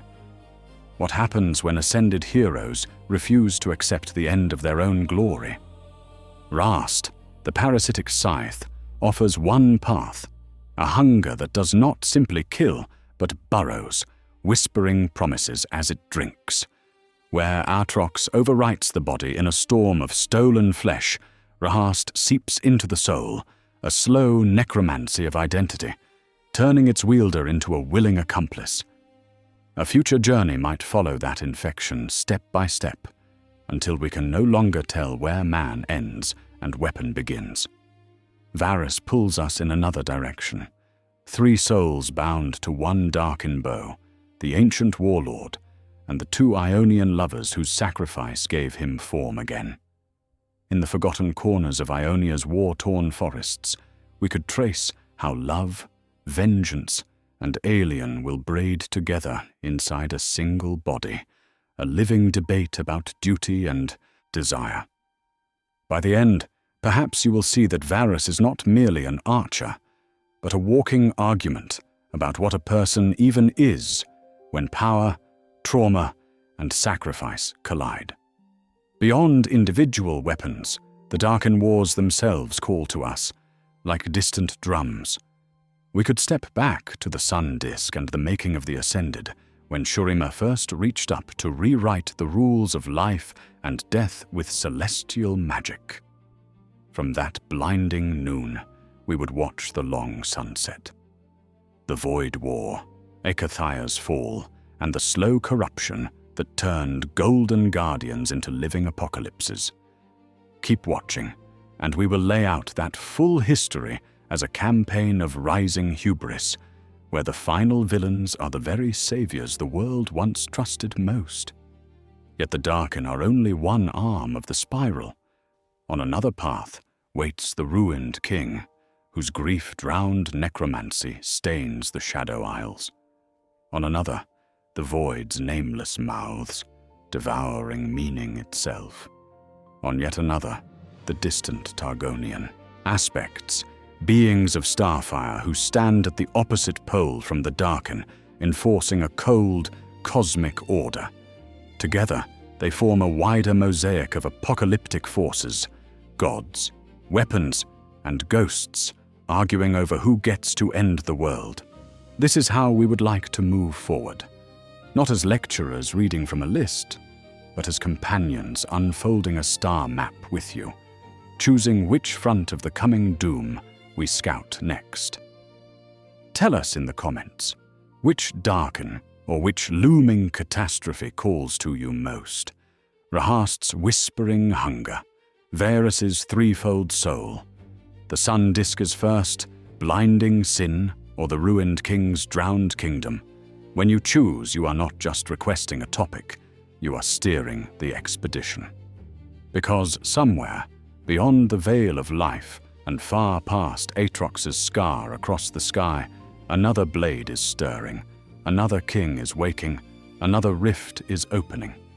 And as we turn now toward Aatrox's possible endings, we should ask ourselves one last, unsettling question. What if the first apocalypse we end is not the last one waiting for us in the dark? To answer that, we return to where we began. In the forgotten corners of Runeterra's memory, on a silent field where banners have rotted and bones have sunk beneath the soil, a single sword rests. No armies, no war cries, only a blade, half buried in the earth, shrouded in grim legends. We have walked around that image all through this journey, tracing the arc from Shurima's golden, ascended to the Darkin's fall, from God-slaying triumph to a prison of steel and silence. Now, when we look at that sword, we do not see just a weapon. We see a history of necromancy without ritual circles or spellbooks, a kind of living undeath imposed on one being who was never allowed to stop fighting. Aatrox was forged to end the void, exalted beneath the sun disk, then sealed when the Darkin wars made him too terrible to endure. The war ended, the banners fell, but his story did not. His punishment was not death. It was continuation. Beneath the shouting and the carnage, beneath the boasts we hear in-game, that is the quiet horror at the center of his law. A consciousness that cannot lay itself down. Every time a mortal hand reaches for the hilt, every time flesh is rewritten into his towering form, the world thinks it has found a hero or a weapon. In truth, it has only prolonged a tragedy. This is not resurrection as mercy. It is resurrection as sentence. There is a discomfort here, and we should not look away from it. We are being asked to feel, even faintly, for a being who has burned cities, who dreams of an ending so absolute that heroes and villains, gods and insects, all share the same oblivion. To empathize, even for a heartbeat, with such annihilating power is unsettling. Yet that unease is precisely where the law becomes powerful. It refuses to let evil be simple. It refuses to let suffering be clean. Today we will journey with many champions across Runeterra. But Aatrox stands apart because his apocalypse is also a plea. Not for forgiveness, but for release. By the end, perhaps you will see that when you lock in Aatrox, when you swing that blade in a ranked match or weave him into your own stories, you are not only channeling destruction, you are stepping into a role written by ages of war, magic, and broken oaths. So as we close, imagine that battlefield again. The wind has died. The dust has settled. The sword waits, half swallowed by the earth, beyond the veil of life, yet never fully dead. Somewhere, someone will find it. Someone always does. And when that hand closes around the hilt, Aatrox will rise once more, not because he chose to, but because the story of this world has not finished with him yet. And so we leave him there, for now, half buried, half awake, shrouded in grim legends, and waiting for the next hand bold enough, or desperate enough, to draw him free. If you have stayed with us through this long, meditative march across ruined empires and broken oaths, thank you. You have walked beside one of Runeterra's darkest reflections of war, and that patience, that attention, is what lets this kind of lore truly breathe. We have traced Aatrox from ascended glory to Darkin monstrosity, from the sun disk's blinding promise to the cold prison of steel. We have watched him stride across Icathia, clash with the void, and drag himself through ages of defeat until annihilation became his final, terrible prayer.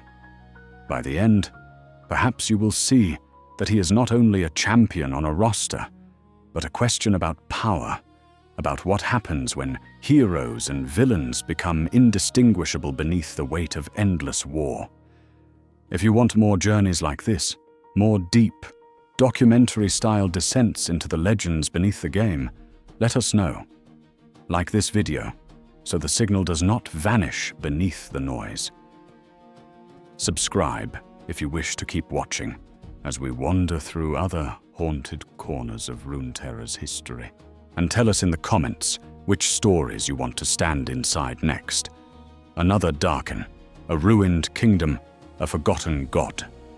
In the forgotten corners of Shurima's past, other weapons still whisper. Rast, the red scythe that drinks and laughs. Varus, the bow that binds more than one soul. If this exploration of Aatrox has stirred something, you can continue straight into our Darkin-focused lore pieces, where we follow those cursed artifacts as they carve their way through modern Runeterra. To understand Aatrox, one must first see the wider plague of his kind. Beyond that, there are older sands to cross. Our Shuriman history deep dives wait for you. The rise of the Ascended, the fall of Azer, the treachery that shattered an empire and set the stage for the Darkin Wars. Each of those tales coils around this one, revealing how a single sword on a battlefield can carry the weight of an entire civilization's sins. If you know someone who only recognizes Aatrox as a pick-in champion, select as a stat line, as a build path, consider sharing this video with them. Offer them the story behind the abilities, the necromancy of flesh he practices on his hosts, the magic of a will that refuses both life and death, the law that turns a blade into an apocalypse wearing armor. As we close, listen. The war drums that thundered through this tale begin to recede, echoing across empty plains. The clash of immortal steel dulls to a distant murmur. The hum of the blade softens, as if the sword itself exhales and settles back into the earth. Darkness gathers, not in violence now, but in rest. For a moment, there is only quiet. No Ascended, no Darkin, no heroes, no villains. Just a weapon, and the world that forged it. The story is sheathed, its edge wrapped once more in silence, until the next hand reaches down, and Runeterra remembers what sleeps beneath its feet.